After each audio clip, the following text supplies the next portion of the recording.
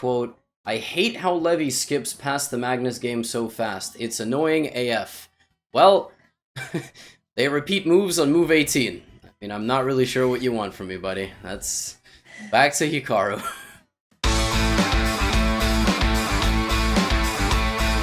Lots of pet that Hikaru's in the chat, as Hikaru's game has started against Daniil Dubov. It's an English opening. Yes, it is. Gonna put it up here on the big screen. Daniil goes for an opening where he had the biggest advantage of I think so far the match. And I guess one more thing that we should say, if we're gonna say something about Hikaru and YouTube, is that there was also a really funny video posted. So if you guys want like a break after this game, y'all should definitely check out the video of why Hikaru is moving to LA. Like tip top content, great video, amazing thumbnail, and totally not clickbait. So definitely not clickbait. I'll need to watch that myself. I haven't seen that one yet, but I'm curious. Okay, this variation of the English with the knight on e4, these two fianchettoed bishops. Have you played this with either side? I usually don't put my bishops like this. Bishop b2, bishop. You don't. I also don't play positions like this from White's perspective, but I do enter sometimes this line as black. So I have some experience playing it. Obviously, it has nothing to do with the level of preparation of the world's top chess grandmaster. So I think both Daniil and Hikaru are super up to date with this variation, and I'm curious to see. What we will see exactly. F6. Well, this is pretty standard with the knight jump to e4 and the pawn structure for black f6, e5. That's the standard setup. So the first question will be who will deviate, and how comes that this was the moment exactly where Hikaru spent some more time. What do you think, Levy? And I also just want to say I was moving my head continuously off screen because I was trying to add a few numbers to the bracket and I can't see it because my lamp blocks the top left of my screen. That wasn't me having a bit of a breakdown. That comes later. I think, yeah, we've seen this kind of structure before. The three pawns blocking out the b2 bishop. And the light squared bishop can go to e6. But my biggest drawback with this entire system is this knight, which will travel to c5 for white. And for the unsuspecting, that might look like it doesn't do anything because it doesn't attack anything. And it's not really, it can be taken if black so chooses. But the c8 bishop never moves. Yeah. So, like, how does black deal with that? Because I saw there was a game Fabiano versus, I think it was Nepo. Okay, right, there we go. Yeah, there we go, right on cue. So, I don't like these positions just because of this knight on c5. I mean, I just don't have enough experience. But, like, do you think black is going to play rook b8 or rook a7? Like, is that the plan? I see one game for this very same position after knight c5, and that was rook a7 indeed as a response. You pointed it out that once knight is on c5, the b7 pawn is targeted and the bishop is doomed to the defense. So rook a7 to free up the bishop makes sense, but it's such a strange looking move, even though it makes sense. It kind of makes sense to just take the knight completely. Like, bring the rook out here, and the last piece that you want fighting an army is the rook, because the rook is worth 5 and is not going to be able to capture anything as long as they're all protected, and they are all protected. Yeah. And right, Anna, can't you just play like queen d6 or, a4 or some combination of counterattack? Like, this rook is a bit odd on c5. Yes, yeah, I would also think that it's something to consider to take the knight on c5. There are only a very few games for this position with knight to c5. In my database, I really only see this one game where black played rook to a7. I wonder if this is what we are about to see. And by the way, Hikaru just pushes the pawn forward, so first glance at this, you look and it's like, okay, white is just winning a pawn. You can't take that pawn. It's defended. But if you get a doubled isolated A pawn or a double isolated H pawn, it's not so bad. So I guess the benefit here is that you'll just play like bishop e6 and attack a2, or I don't know, queen d7 and have an eye on a4. Yeah, Dubov takes I think it it makes sense. Yeah, exactly. As you said, the white is a pawn up, but that a4 pawn will be a target, as well as the a2 pawn. I do like this. Now Hikaru has instantly played the capture and bishop e6. So far, my prediction skills are on point. I haven't even sipped my coffee yet because it's too hot. So I'm happy. You're on fire, Levy, without the coffee. Well, I hope I'm not going to get it all out now, because, you know, peak viewership, statistically speaking, happens in the second hour. So by then I'll be naming the pieces incorrectly, and it's going to be bad. Bishop to e6, and Daniil is spending some more time here because of the a2 hanging pawn. Of course, that's an immediate question that white needs to face. What would you do about this a2 pawn, Levy? I actually have no idea. I really don't like this for white. Like, it just seems so strange. Like, you completely destroyed your queen side. Yes, if the pawn is pushed to a3, that then weakens the b3 square. So I would be worried that there will be knight jumps like knight a5, knight b3, or the bishop coming to b3 to pick up the a4 pawn.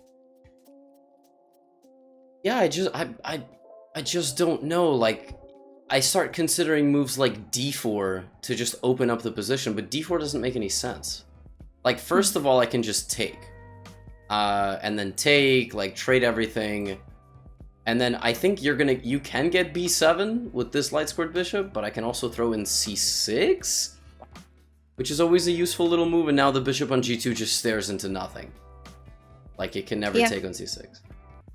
Very true. Black has time to push c6, and then the a pawns will still be the main target for black's pieces. I agree that I do like this position for Hikaru, and it explains why Daniil Dubov is spending more time after bishop e6 and consider what's the best move.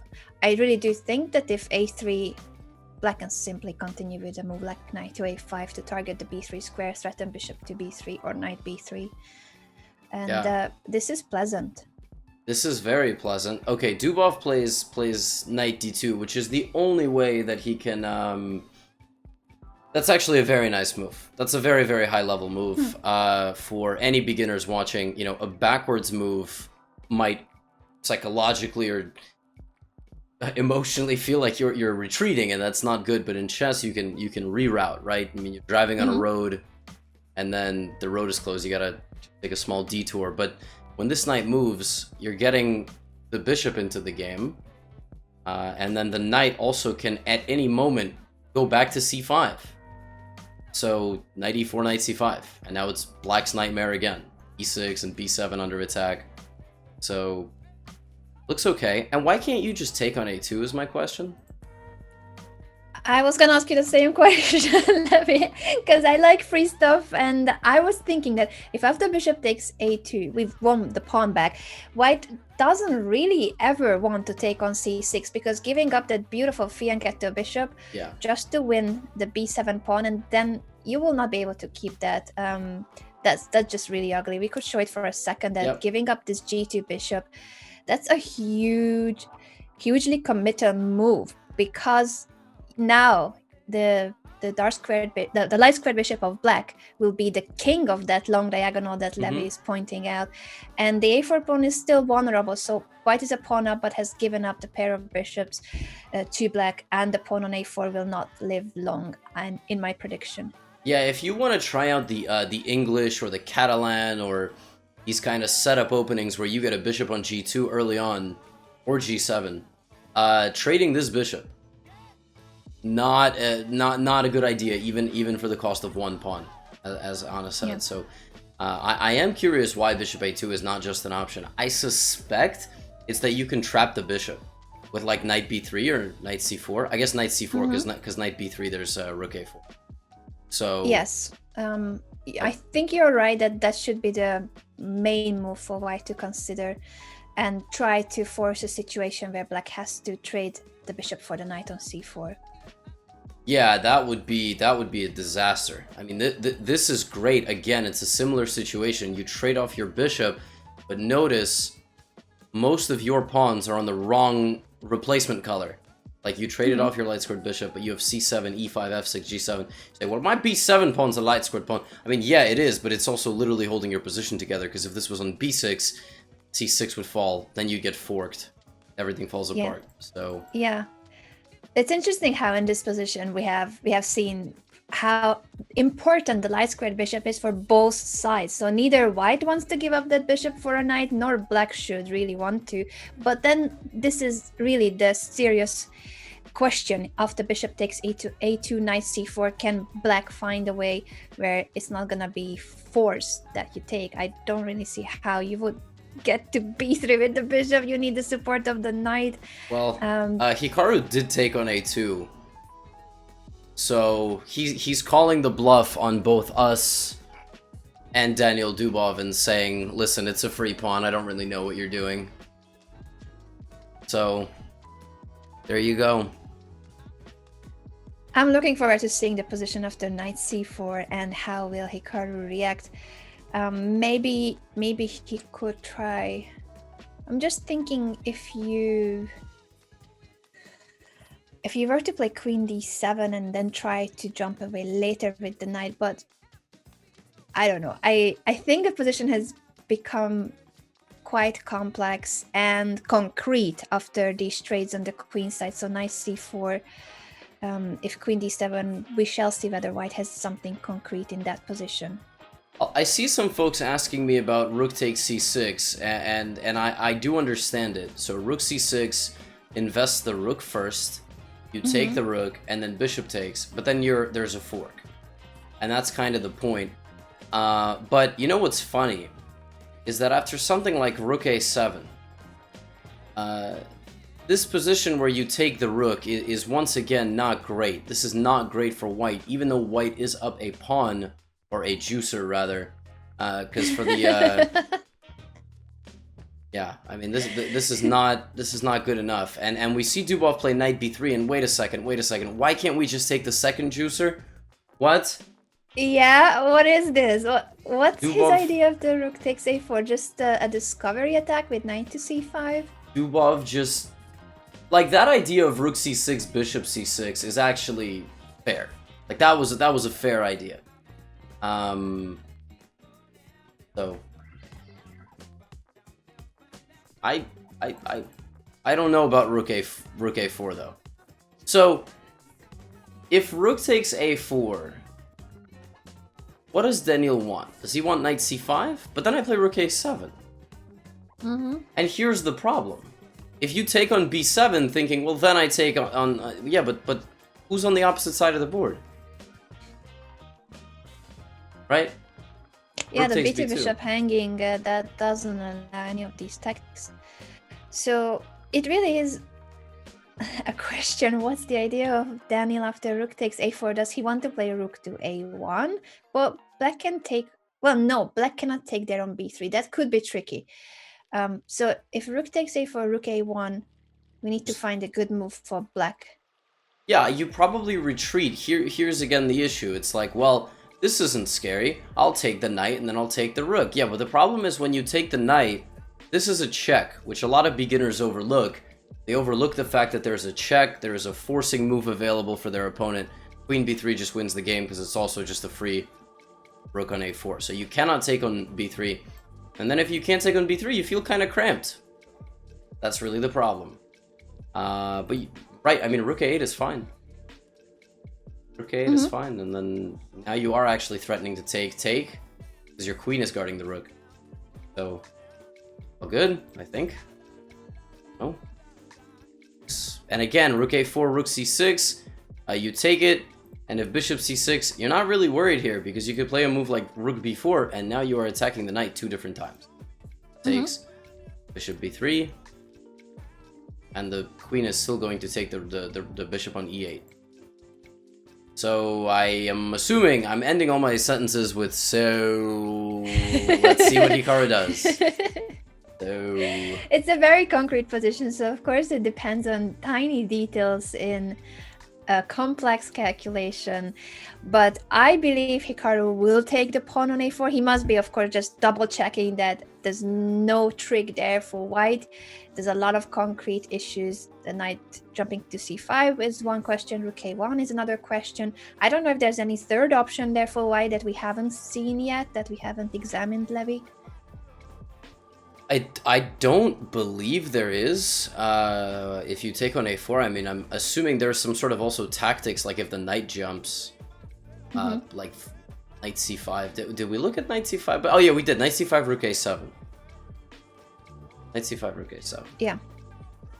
Yeah, those two moves for white, knight to c5 and rook a1, seem to be the main options that Hikaru must be calculating in this moment. I don't know if we shall use... Oh, he has just made a move. I was like, shall we take a look at the other game for a moment until Hikaru takes a decision? But there we go. Rook takes a4, rook a1 is on the board.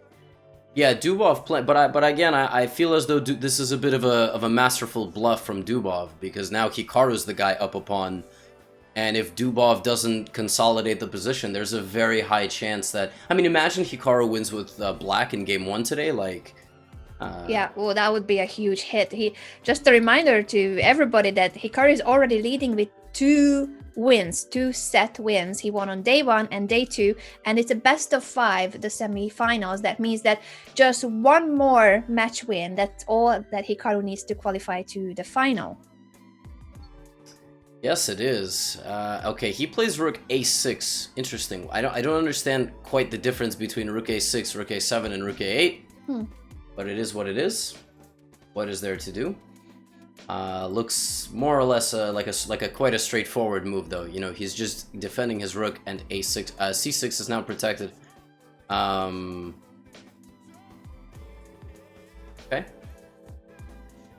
Now is knight c5 the only move here?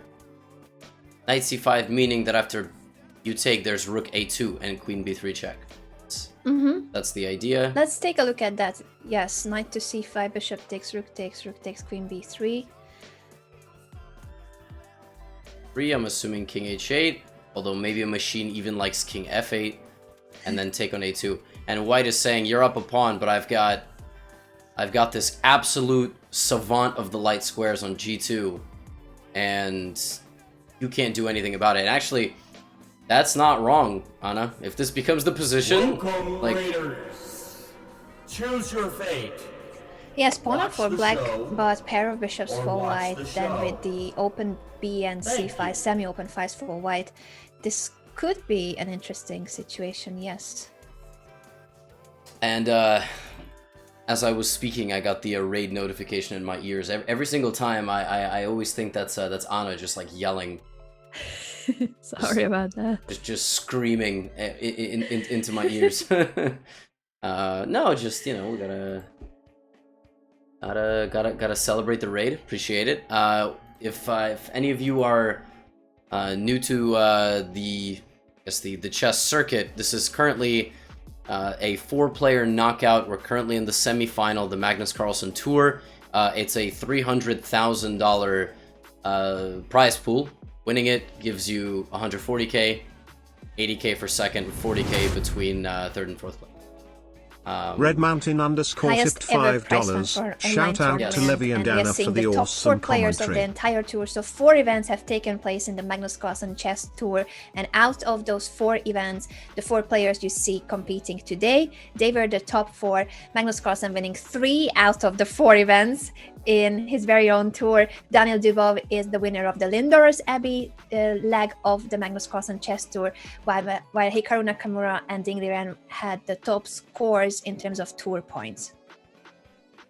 Yes, that's exactly right. And Hikaru and Dubov, just to remind everybody, do have a bit of history. I mean, rivalry, whatever you want to say. When Hikaru defeated Magnus Carlsen in the semifinals, he had said that it's sort of a, you know, it's sort of the situation where it's like, if you defeat Magnus Carlsen, whoever defeats Magnus is kind of the favorite. and you know, Dubov then clapped back a little bit and was like, you know, why would you say that? That just gives me more motivation. But you know, they're chess players. There's no actual beef of any kind. It's just everybody wants to play good chess. And then in the very next event, Hikaru was slow out of the gate before the playoffs, and in the Chessable Masters, and Dubov was like a lock. He was like a lock to qualify, and then lost his last 2 games. And the very last game to either make it or get eliminated before the playoffs was against Hikaru, and Hikaru just went full locomotive. I mean, just cruised to the victory. So, very impressive. And then he's up 2-0 right now. The format is a best of 5 in the semifinals. The finals will be 7 games, but Hikaru has a 2-0 lead in the best of 5. So that's huge. It means that Daniil has no more room for mistakes, basically, because if he does not win today's match, it's over. It is over. It is over. Knight a5 Levy was the choice. Yeah. But they ended up basically in a similar position, although now rook b5 was possible too, not just rook takes a2. There's a few people who might have just joined or potentially didn't hear me or just care to not listen, but that is not a free rook on a2. Notice how the eval bar is staying completely the same. That's because in this position there is queen b3. And so queen b3 hits a2 and the king, and then you will just simply win the rook back. And so Hikaru doesn't take the rook because he doesn't want to trade the rook. He thinks that the rook is actually better if it gets tucked on b6, where it defends everything. So, but I wonder how he's gonna play, because this bishop is not that's not a 3-point bishop on g2, right? I mean, that's a 4 or 5-point bishop on g2. Definitely. And how do you find a way in which you could do something about that bishop? Unfortunately for black, we don't have a light square bishop, so we cannot just place the bishop on d5 and trade this monster, the fianchetto bishop on g2. Knight to d4 is logical. The knight is well placed in the center, and the rook on b5 is protecting the b7 pawn. And so he plays knight d4. And that's sort of his way of saying, well, the more you trade pieces. I mean, Hikaru's not necessarily interested in a resounding victory with the black pieces to start the day. Like, he wants to hold. He wants to just make sure that everything is good and that Dubov doesn't get anything out of the opening. And so far, Daniil really has struggled to get. Besides that first game, which was like an incorrect capture on d5, as Dubov had any long-lasting pressure. Like, the last English game that they played was the last game that Dubov had pressure. Like, he was pressuring. But that was less of an opening success and more of just a middle game, like, outplaying, right? That's kind of how I would see it. I don't know. No, it's very true. It doesn't seem to be the finest of forms for Daniil Dubov, who did impressively well, of course, in some of the events of the tour, especially the Lindorus Abbey. But I fully agree with you. We have seen better games by Daniil. It seems like he's not as sharp as he usually is, but he still has a chance to fight back if he starts scoring. He has to win today's match. Just there's no other possible result for Daniil if he wants a chance at qualifying to the final. And Rook b2 is a very peculiar. I think after Rook b2, there is just no way he will ever be better. Rook b2 is peculiar. I would just take and probably play like c6. But you can't do that. Wait a second. If you play c6, then is the idea to take on d4 and play queen b3? Oh, that's mean. So you're gonna... Yeah, you will win the b7 pawn and make the c6 pawn really vulnerable. Yes. So it's opposite colored bishops, but the g2 bishop is way stronger than black's f8 bishop, unfortunately. Yeah, this is always some tricks, actually. I guess you can't just rush into trading everything. Okay, maybe queen d7. Queen holds everybody together. Bishop d4, like ed4, something like this. But again, this bishop is just so powerful. Just so powerful. So... bishop, okay, but he does take. He just takes, and position is more or less balanced. I did put the scoreboard up, everybody. On the left-hand side, you see the overall score in the mini-match. Like I said, it's a best of 5. And to win a mini-match, you need to get 2.5 or 3 points in the 4 rapid games. Yeah, and in the 4 rapid games. And if it's 2-2, you need to win the Blitz, which is 2 games. And if you don't win that, you got to win the Armageddon. Armageddon. I was gonna correct you, Levy. This is terrible. Just watch out for that pronunciation. Yeah, I'm terribly sorry. That is a mistake that I will not make again. King H8. Anna, he plays King H8. There's no more Queen B3. Oh, nice. Nice. No more Queen B3. And also, in case of Bishop takes B7, Queen B8 will ask both bishops if they are fine. There's no more Bishop D5 check, thanks to the king stepping out early. Okay, King H8. Nice move. I'm going to put the bracket down for a second. I feel as though I should respect the world champion.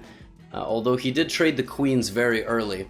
Or I don't know, maybe it was Ding Liren who actually traded the queens. Like, this position still has queens, which is why we're still playing on this board. Yeah, the Ding Carlsen game, Ding Liren is ever so slightly better with his pressure, but that one is looking solid. Hikaru with the queens on, up a pawn, but trying to deal with the pressure of the G2 bishop.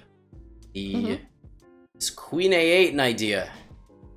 Looks like an idea. I don't see why that wouldn't be an idea. Sure. Go Queen A8. Look, I guess that guy's trying to go to A2. Alright. Yeah, there's 2 ways to get to A2 in 2 moves. D5 A2 and A8 A2. And D5 is certainly worse. Wait a second. What is this? Queen B8? Hello? Okay, draw. Yeah, I mean, just take the bishop. It's better to take this bishop. Draw. Yes, white does not have any advantage after this trade of the knight for the light squared bishop of white, bishop to e3, just to keep everything solid. But I think this game will end in a few moves. They cannot offer a draw under move 40, so that's an important part of the regulation. But if there's just simplifications, this position is pretty harmless. There's not really room for error, unfortunately, for either side. Yeah, this is very easy now. I mean, you trade the queen, you can also bring the king to e6. Black is, as you said, very solid, very low risk. I saw I very much offended someone when I skipped right on past the Magnus position. So let's give it the respect it's due, okay? Otherwise, yes, that viewer will forever have disdain for me, Anna, and we don't want that. Yeah, so, of course, it's understandable that a lot of you will want to check out the World Champions position, but also remember that we are streaming on Hikaru's channel and on Levy's channel, so our main focus is Hikaru.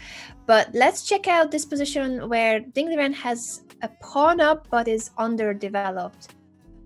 Yeah, it was a King's Indian with c6 versus a Catalan. So I do like the Catalan as an opening for intermediate level players. This is peculiar. Magnus breaking rules of chess. Played d6, played d5.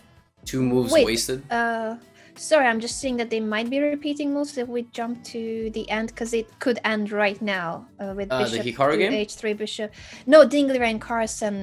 They are repeating moves. It's going to be a 3-fold repetition. Oh, Ding Liren is offering a repetition. That is one way these guys get around the rule that you're not allowed to offer a draw. And there you go. It's official. We start the 15-minute timer. Well, there you go. Who's that guy that said, and I quote, "I hate how Levy skips past the Magnus game so fast. It's annoying AF." Well, they repeat moves on move 18. I mean, I'm not really sure what you want from me, buddy. That's back to Hikaru. I don't know. I don't know why he repeated the moves. It seemed like white was maybe ever so slightly better, but yeah, perhaps earlier Ding Liren had more chances. The final position seemed like black had enough activity and counterplay for the pawn. Yeah, it looked like maybe that there was going to be some pressure, but I guess Ding Liren didn't quite like the time situation, and it is what it is. This game is also quite solid. So just to recap what happened before the repetition in the Ding Liren Magnus game, there was an early queen trade, and Magnus sacrificed the central pawn, and the way he kind of counterbalanced the existence of this 5-on-4, normally a pawn up is very good, he just got very active piece play. So his bishops were super strong, targeting the center of the board. His rook was targeting the bishop on d5.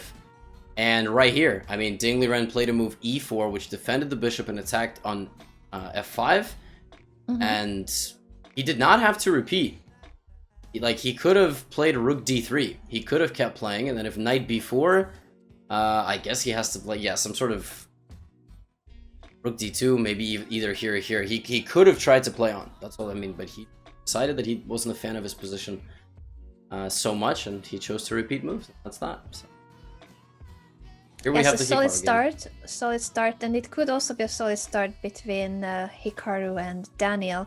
After pawn to f4, Hikaru is just bringing his king closer to the center. You need to have an active king in endgames. That's very important. So that's what we see by both players. The king's coming closer to where the action is taking place. That's exactly right. Not all pawn trades are the same, by the way. It's not checkers, so when this f4 move happens, I mean, I'm sure that black can take. But actually, this transformation of the position, look at that, look at that. It's crazy, just one capture, and suddenly the bishop is hitting the bishop. And if you make this trade, you suddenly gave yourself a terrible weakness on c7. So very small things like that. Don't take everything that you can take. Not all the same. Definitely not all the same with the king still on AJ, so it's a good idea to activate the king first and then see if we want to go for any of the trades. King to f7, and both players are down to their final 4 minutes, but the position, unfortunately, is not one of the most exciting ones. I would expect a draw soon, unless Daniil can come up with something crazy creative to find some kind of a fighting chance here. I don't see it. I don't see a fighting chance. It should be a draw soon. I also don't see it. f5 is an interesting move. It does transform the position again a little bit, but Hikaru can probably just start like playing g6 and chipping away, but he just didn't want his king to go to e6. Relatively straightforward idea. I don't think it's anything insanely complicated with this move f5, but I do like that Hikaru has had 4 minutes now for the last 10 moves. It means that he's playing fast, he's playing pretty confidently, and he does not sense that there is any sort of danger from the other side. Which is a good sign in terms of his confidence. And here, I'm guessing that the main things to consider as for black's position after f5, if you want to challenge his pawn with g6, do you want to play h5 first, then try to push g6? So what is a way in which g6 immediately, just to ask how will white hold on to this if g4? Yeah, I think you're right, h5. And if you take g6, I take. You take h5, I take. Although I don't really like... but it doesn't matter. See, king e4 is not threatening to invade. If the king invades in the endgame, especially when there's no queens on, the problem. But the king's not threatening to go to d5 because of the rook. So you just go back to g6 and play f5, and it's fine. But I am a little worried that you gave white an outside pass pawn. That is one thing that... Totally. Yeah. I think that's one thing I don't like. We'll see if Hikaru plays h5. Not a huge fan of h5, but it might be okay. I mean, because if h5, so h5 is one of the options. What else do you think could be an option here for Hikaru to consider? First, to try to activate the rook again. Leave it. Rook b4, rook b1. Those are potential rook moves to annoy white. Yeah, I think any rook move that doesn't... rook d5 is not great. I'm not sure what white is necessarily going to do. Then again, I'm not the one playing, so I don't have to actively think about how white is going to try to beat me. Yeah. And as for the match situation, for Hikaru, of course, the draw is a fine result in game 1 with the black pieces, then it will mean that for the remainder of the match he's gonna have 2 rapid games with the white pieces. So a draw in the first game is a good start for Hikaru, and that's why we're expecting that if anyone will try, of course, that has to be Daniil. He lost the first 2 sets, so he's badly in need of scoring today. Absolutely. He's gotta, he can't not win, right? I mean, down 2-0, there is no more margin for error, and here he is offering a trade of rooks. I'm very curious if this endgame is holdable or is just much better for white, and it looks ridiculous to say that. A bishop and 5, all kind of in this little area of the board. Shouldn't be that there are that many winning chances, but because this structure prevents the black king from moving forward, then yeah, and there you go. Hikaru doesn't even mess with it. He doesn't even trade the rook. He just cuts off the king. So yeah, and it's so annoying when you have the king cut, and in case of rook c4 trying to trade again and get rid of this 4th rank, a cut created by black maybe will just go back to b1 and offer a repetition of moves.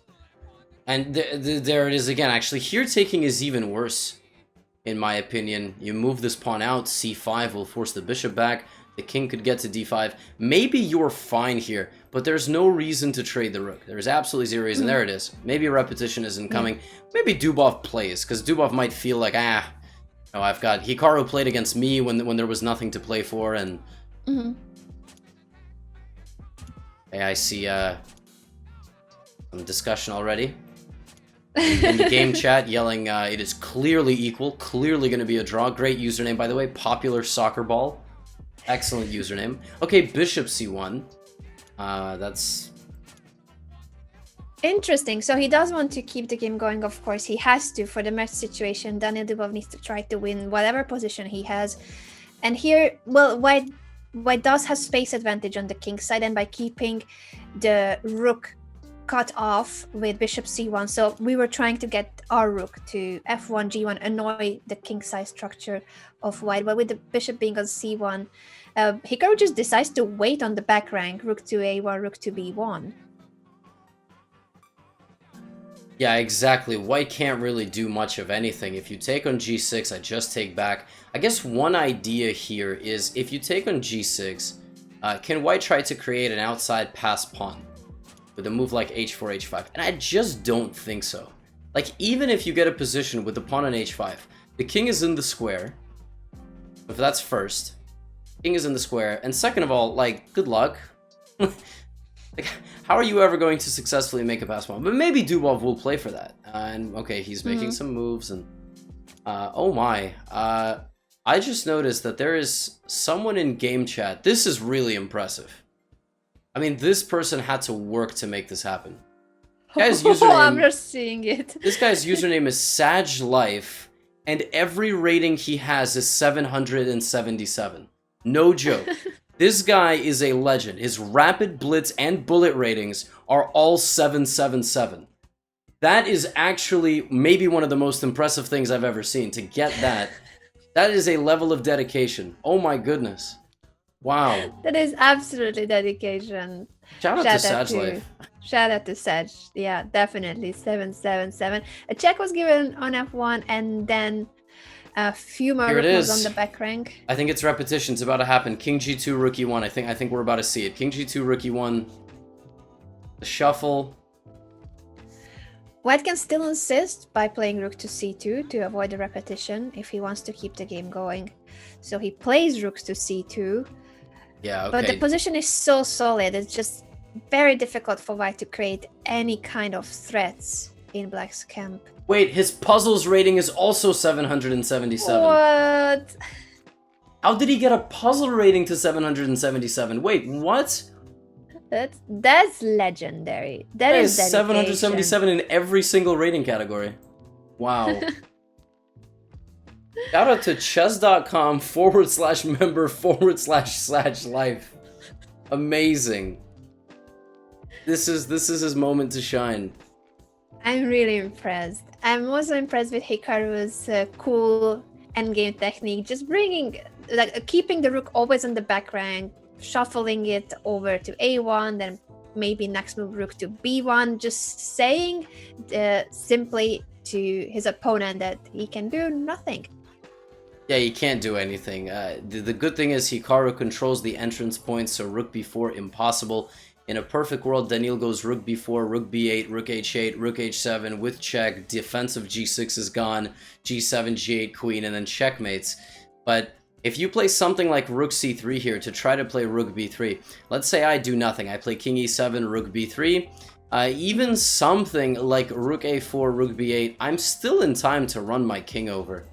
King f7, rook h8, king g7. Like, you just will not win my pawn, and... Well, now we see the transformation. Dubov goes for this outside pass pawn. I predicted that this would happen. I don't think I had to be some sort of... I'm not as good at chess as Sag Life, so... You did predict that if white wants to try, he will have to go for the creation of this h-pass pawn. Simply, the rook was brought back by Hikaru to the back rank, and he gave up the g6 pawn because now after rook to g8, there's no way white can protect that pawn. So in the end, it's going to be equal material, 3 versus 3, and no pass pawns anymore for white. Pass pawns anymore. You very, very common again. Another pattern to remember. You force the opponent to make a capture as long as on the next move you are guaranteed to win this back, and you are. This rook cannot go anywhere, and you are simply taking g6. There is no more outside pass pawn. It's move 50, so Daniil is going to try to bring his king. Well, he can't play king e4 now. That actually allows black to play for a win with rook takes g4, but it's just an equal game. The good thing is that the longer this game goes, immediately when it ends, the next game of Magnus Carlsen begins. That is true, yes. Yeah, there's a 15-minute break for the players between the games, but since Magnus finished his game already couple of minutes ago, I actually wonder what time exactly they finished, but yeah, my sense of time during broadcast is just completely out of the window. The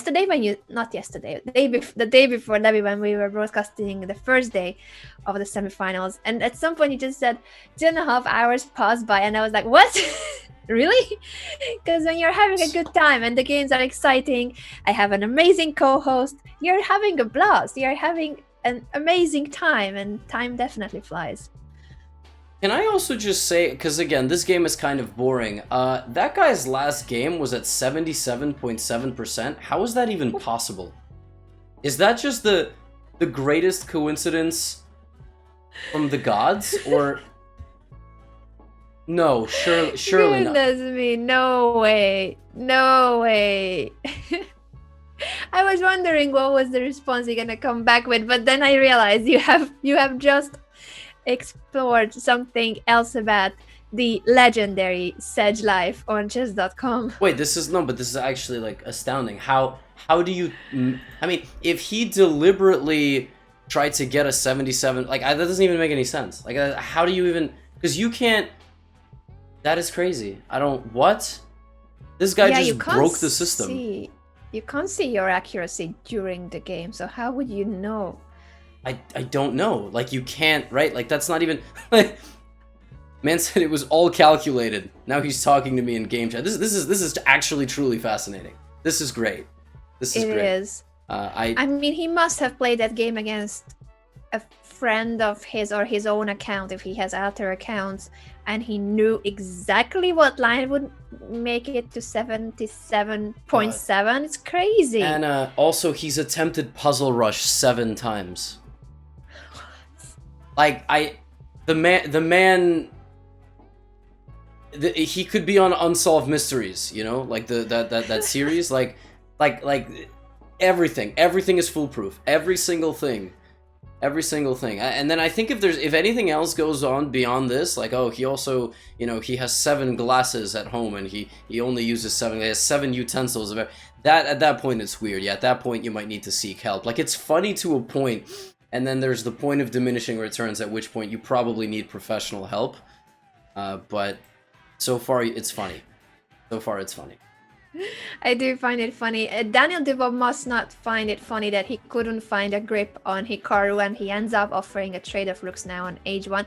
It's not the same situation where we decided to keep the rook on the board, where Hikaru decided to keep the rook on the board, and we also thought it was better for black. Now he possibly just wants to trade because that will draw the white king further away from the center, and it's only 3 versus 3 pawns, no pass pawn for white. A very nice idea from Hikaru as well. Plays e4 if takes. You're going to use the outside pass pawn c5. If king g2, c4, king f3, you just defend it with the bishop on e5. The doubled e pawn is a killer here. You just don't... Nothing happens. Nothing happens. So very nice move. One final update on the saga of Sag Life. The greatest mini story of these commentary gigs. He has just been upgraded to a diamond membership for free for his dedication to the Sag Life. Whoa! Congratulations, Sag Life. Congratulations. Much deserved. Much deserved. Yeah, wow. Wow. No, wait! No way! Wait! Whoa. Is that another thing that he did? Hold on. What happened? I think there's one more thing lost in all this. I'm looking at his full stats. His full stats. Wait a second. Oh my goodness, I think across the Puzzle Rush categories he also has all 7s. Alright, I'll stop. I'll stop when Magnus Carlsen and Ding Liren begin. And they have begun. Magnus Carlsen and Ding Liren have begun their second game. Oh. And the poll As says a summary for what's going on in Hikaru's endgame, it's already so close to a draw that they are now trading the G pawn for the F pawn, and they should soon shake hands, virtual handshake online, just clicking on the draw button and accepting it. Yeah, now the bishops are off of the board too, so that's gonna be a draw in a few seconds. And let's focus on the World Champions game. 2 kings left in Hikaru's endgame, so they played it out until it was only bare kings on the board. 2 kings on this board, 4 kings overall. We got Magnus playing into Ding Liren's Najdorf Sicilian, an opening which features 16 different options, if not more, for white on the 6th move. Magnus chooses the classical main line, I think, well, the second main line with bishop e3, and now retreats the knight back this way with bishop e6. How is your Najdorf theory? Is it cutting edge? Oh, sure, cutting edge. I wish my name was Maxime Vacher-Lagrave, but I think these players are well booked, once again booked up in all of the latest tendencies in the Najdorf. The Najdorf is such a sharp opening that you gotta keep it very much updated whenever you want to play it, especially from black's perspective. So I'm curious who will deviate from the usual main line of the Najdorf.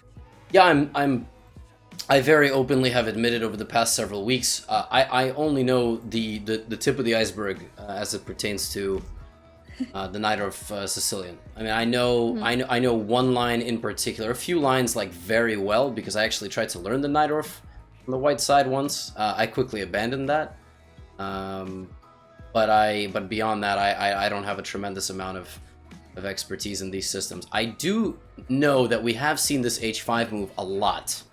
Yeah, right? Yeah, we have. It's a very fashionable line in the Najdorf, and Ding Liren goes for it here. Move 9 h5. I'm curious if Magnus will come up with something new soon-ish, or will just basically continue with the standard castle queenside for white. That's the main move here. And just in case anybody's confused, why would you play h5? It's a preventative move. You don't want white to just expand with g4. You don't have to play h5, but if white plays g4, h4, g5, h5, takes a lot of space and begins a kingside operation, play g4,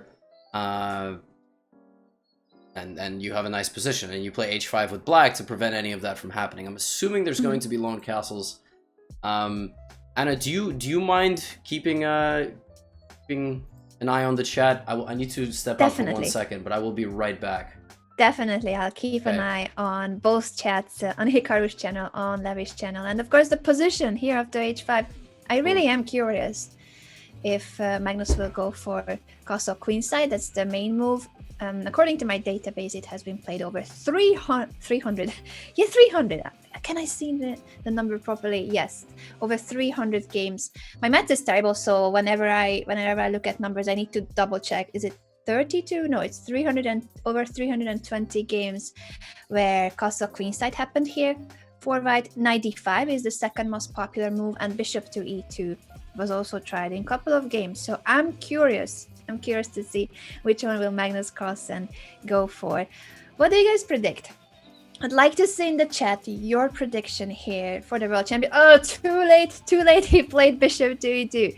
So no more prediction time, but we could try to predict now Ding Liren's move. So out of the 3 moves I have mentioned after h5, after the 3 options, castle queenside, knight to d5, and bishop e2. Bishop e2 occurred in the least number of games, but still plenty of other previous games between titled players to a couple of grandmasters trying at bishop to e2. Now the main move for black, the only move actually I think that makes sense here, is knight to d7. Only in one other game queen c7 was tried, but that could also lead to a different move or the same position. Knight to d7 is very logical. That's where you want to develop usually the knight here in the knight orb. Later that knight can end up jumping toward b6 and c4, or knight to c5 and offer a trade on c5, which would allow black to capture back on c5 with the pawn from d6, changing completely the structure. Right now the d6 pawn is a backward pawn, and after d takes c5 it would be more of a symmetrical position. 3 pawns for black and white on the queen side, 4 on the king side for both. I think Levy's back. I am back. I saw somebody called me Hungry Chess, and I was like, I always love when folks are like, every time I come to a Levy stream, he's eating some food. And it's like, eating wow. is great. I highly encourage you guys also to eat. It's good. It's important. Nutrition, food intake. I do encourage Levy going on snack breaks also on stream. Snacking on stream is actually a big thing. It's it's tough because on the one hand we can do the commentary straight through, which is what we usually do, but on the other hand we can take 5-10 minute breaks even if there are games on the screen, but it's we don't want to do that. We want to talk about the game. So if at some point one of us has to eat food, and plus you're in Europe, so we're on a slightly different slightly different, like, I guess, schedule in terms of food consumption. Are you usually good like through the duration of the show and then you eat after? What's your when it's an afternoon round, so for me right now it's gonna be 4 p.m. I did have lunch before the stream, so I can make it longer because I've had a proper full meal before starting. But I would struggle if it was a morning broadcast because having a lot of food all at once for breakfast, that's not so easy if you have just waken up. Yeah, that for me it's difficult. I try to get to the battle station and set everything up, and then I'm unable to create any sort of anything in the kitchen except for coffee, which is the most important, obviously. So there is no life without coffee. You drink coffee, right? Sometimes, but that usually means that it's an emergency case for me because I'm mainly a tea person. I do love my tea, all sorts of tea, from green tea to herbal teas to fruit teas, and of course because of living in Ireland, I'm a huge fan of Irish tea with a bit of milk. But if it's a coffee day, it means that I'm sleep deprived. Oh, for me, coffee, one coffee in the morning it's not even, I mean, I'm addicted to caffeine is what I'm saying. It's not bad yet. I never have to drink a second cup. Mm-hmm. But it's at the point where if I don't even drink one, I might as well just not leave my house. Like Yeah. No, I totally get that. If you get used to having your morning coffee, then a morning without coffee is just not the same anymore. It's the trade happened on d5 here. Levy, if we are catching up with the position, I was looking at the database, and a bishop to e2 on move 10 was the third most popular. Castle queenside and knight d5 are the main moves there for white. Knight d7, and after knight d7, knight d5, there's still over 60 games I see for knight to d5 here. Where black can take both with the knight and the bishop. Knight takes d5 happened in 40 games according to my database, and in 22 games bishop takes d5 was played, which was Ding Liren's choice here. Yeah, well, it's no surprise Magnus Carlsen plays something that has not been played that much. I really like this for white, because this just looks... Doesn't this just look very odd for black? This kind of position in the Najdorf? Because you don't have your light scored bishop, d5 is blocked, what do you do with the e7 bishop? And frankly speaking, where do all your pieces go? Yeah.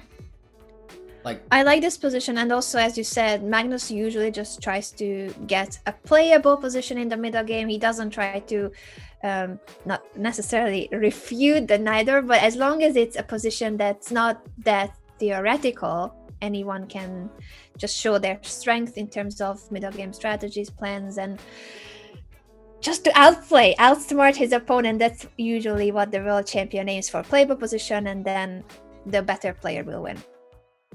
I would imagine, looking at this, that the move b5 has to be played here.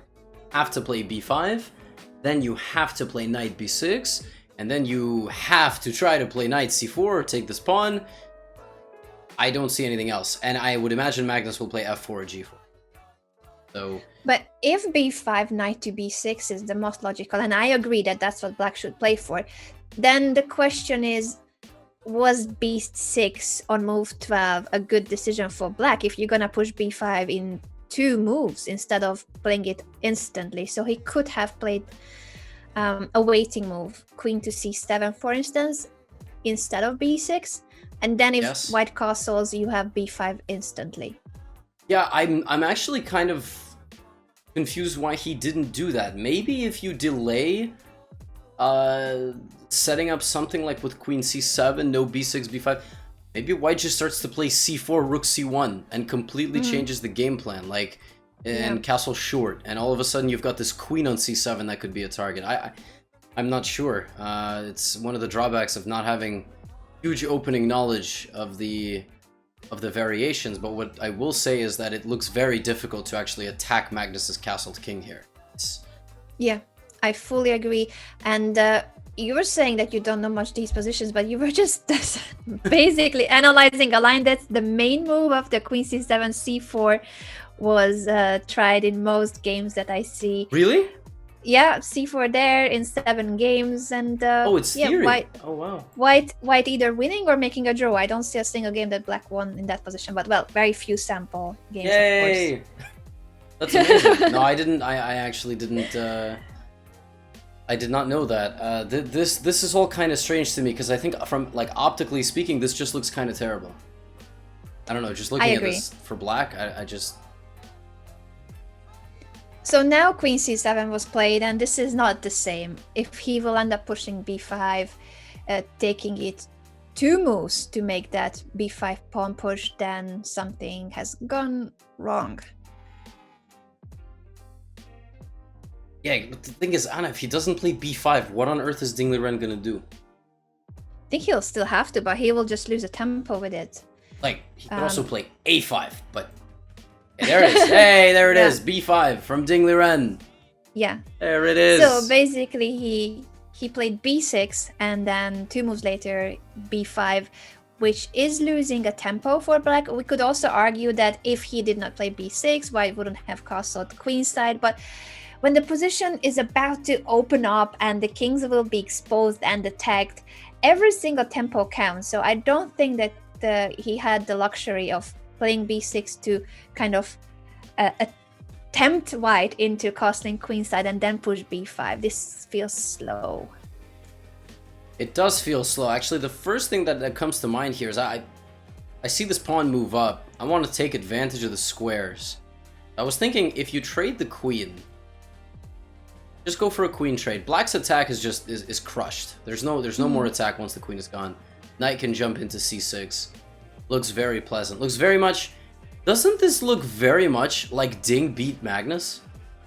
Yes, you are right with the knight on a5, exactly. And then the pawn majority on the queen side. The first game of the match 2 days ago. So surprising that the colors are flipped, but so are the players. Okay, I see the Hikaru game, but they haven't made any moves yet.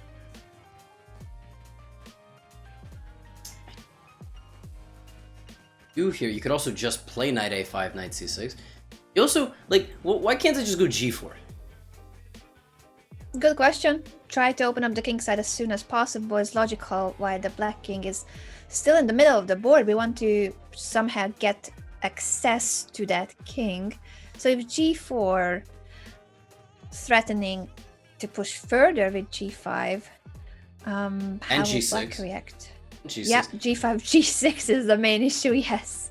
It will not stop on g5. I don't know. Because if black takes the pawn, you open up the f-file for this rook. That actually looks very, very scary. I mean, this rook open does not look scary. There's nothing to attack.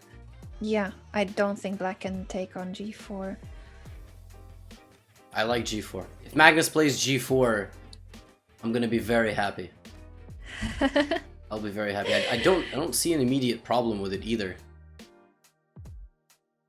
So he can play g4 as a pawn break, or he can also aim for rook c1, c4. Would that make sense too if he aims for that pawn break? I like g4 a lot because that feels like that's the flank where we should be playing.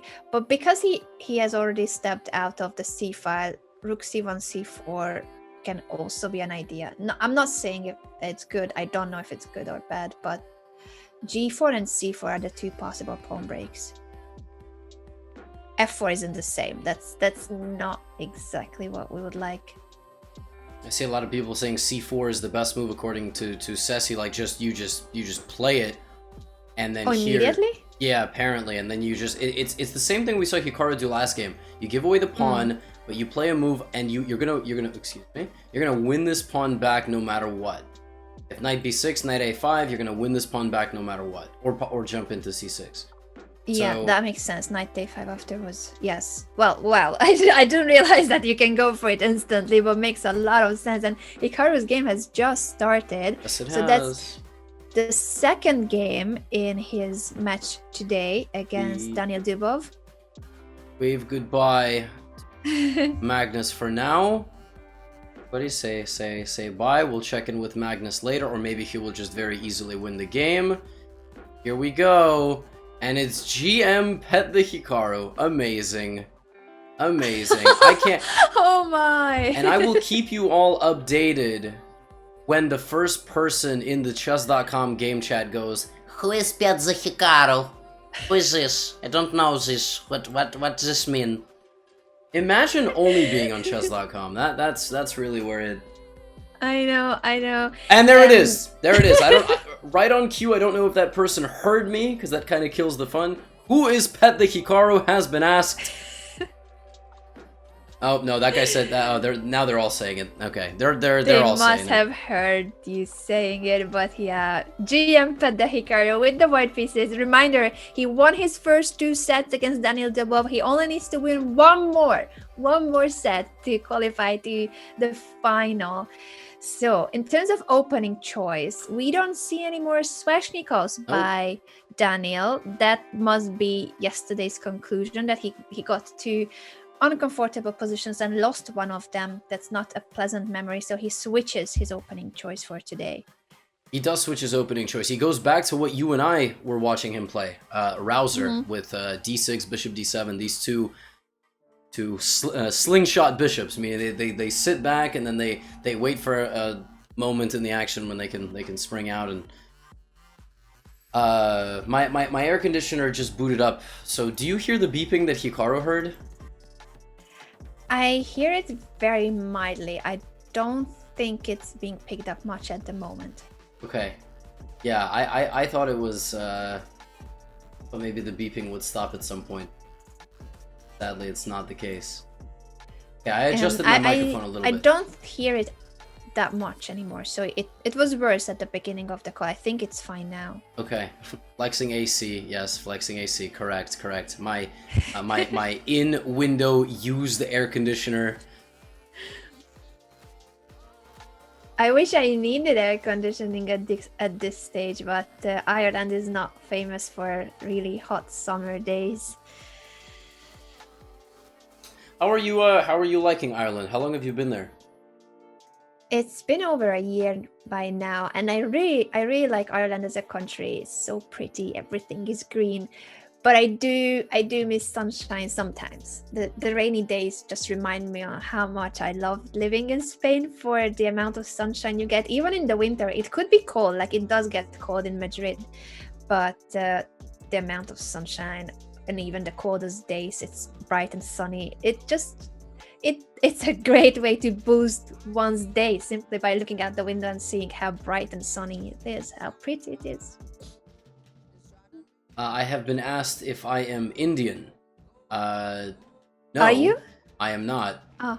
Not that I'm aware of. I've never done one of those 23andMe things, you know. You should do a DNA test just in case. But I as far as I am aware, all of my roots are Eastern European. But just for you, I will maybe do the swab, and who knows, you know, you're gonna get like 95% Russian Jewish, 5% from, you know, Gujarat. I'll be like, oh wow, that's really cool. Or I don't know, maybe 5% isn't enough. I won't be counted as part of the club. How do you see, by the way, the recent moves for Pedda Hikaru? Pedda Hikaru versus Daniil Dubov is our main clash to focus on, and Dubov going for a5. So similarly to Ding Liren's position, the queenside attack is the main thing that black should aim for once white has castled queenside. Positions do look extremely similar. I saw that pointed out by chat. Obviously, just to show you all, the pieces are really the different story. Magnus is slowly building his advantage, whereas Dubov has these two bishops, which are very solid. It's difficult to break through. I mean, Magnus is much better. Hikaru's got a bit of work to do to crack through to Dubov's position. But by the way, remember G4? why not even in a position like this, G4, H5? Yeah, G4 in both games looks so tempting. I wonder what.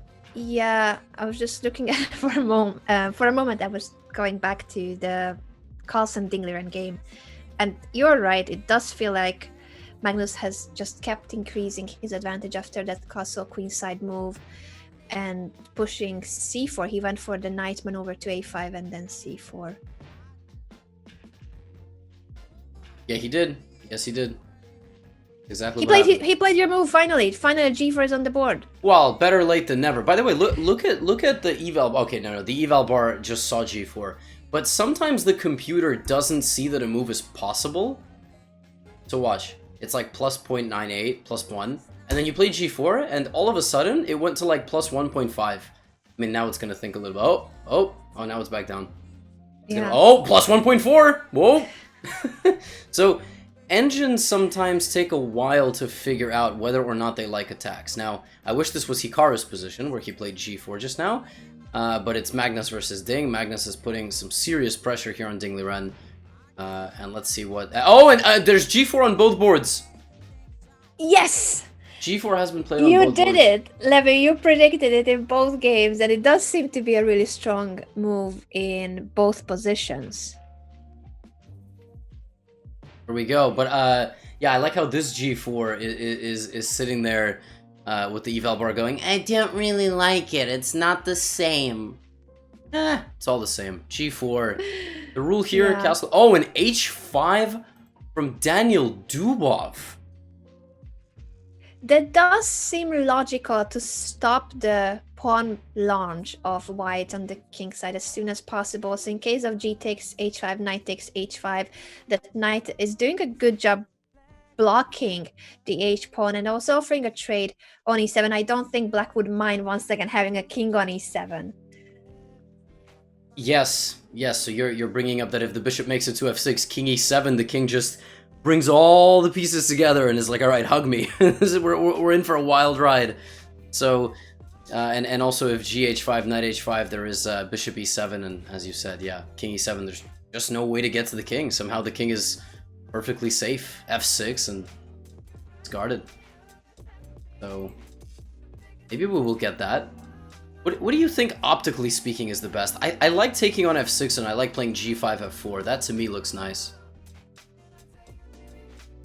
Yeah, that does look like a nice setup. Wonder what else shall be considered then. I don't really want to take on f6, but that's also something straightforward to look at. Bishop takes f6 and then g5, g6 if we can make it to g6. Maybe it's too much. It might be too much. It might be. You could just take on h5. You could just say, Daniil, why is your king on e7? That's not how chess should be played. Also, there is things like gh5, knight h5, and then you don't even have to take on e7. Okay, he takes on f6. Hikaru and I, same idea, which is either really good for me or really bad for him.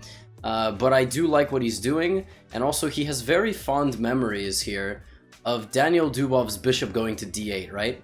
Like from those Sveshnikov games. Yeah, definitely. So we're gonna have a similar piece position in terms of black having the pair of bishops, but white with more space and initiative. Bishop takes f6, g5, I think is what Hikaru will go for.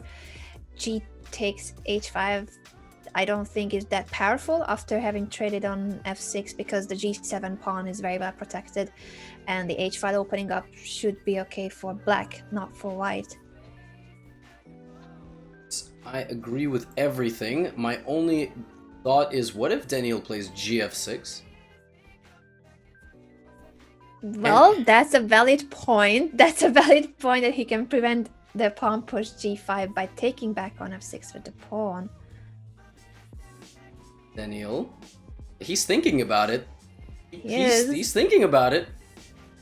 Or he's thinking What's about... your bet? G takes or bishop takes? I think he ultimately will take with the bishop. I think he is considering it, but it's sort of like when Daniil is at the Balenciaga store and he's already bought 3 sweaters and he's considering getting the 4th. It is 50% off if he gets it. But he's like, well, I mean, you know, in general, I've already spent so much money. And so he's sitting there and he's just like, I'm going to hold off. I'm going to get 3 identical Balenciaga sweaters. And so, Anna, I have a question for you. You've seen Daniil IRL, right? Yeah. And have you seen him wear a Balenciaga sweater IRL? Not that I recall any specific moment where he would. Well, that's sort of the, you know, you think, like, it's like word association. Daniil Dubov, Balenciaga, right? That's sort of... So, what I was going to ask is, are they different? Like, they always look the same. It looks like the same design. You're right. I don't know, maybe... We'll need to ask Daniil more if he does see a difference. Has anyone asked Daniil about his fashion? Has that been like an interview question that has been asked? Not that I'm aware of in terms of the choice of outfit. I think his hairstyle has been mentioned. His hair. Okay, no, I that I have not. What? His hair? No, I'm not. I'm interested in the $2,000 sweater. Is it $2,000? How much does a sweater from Balenciaga cost? I have no idea, but you did predict bishop takes f6 and g5 immediately played by Pedro Hikaru. The bishop goes back to e7. Will we see g6 by Hikaru? Will he go for f4 or something else? I'm assuming he will go for f4. Assuming he will go for f4. Somebody said Carlsen winning. They said Ding lost. It certainly looks very, very... Wow. That looks very bad. When did the bishop get to h4? I even wonder. That must be very sad if it had to be played. Yeah, wait, let me just go back and find that. Actually, even though in the current position it does look scary, Wait, was it forced? Bishop h4, g5. Just got trapped. Magnus said, take my rook. I don't care.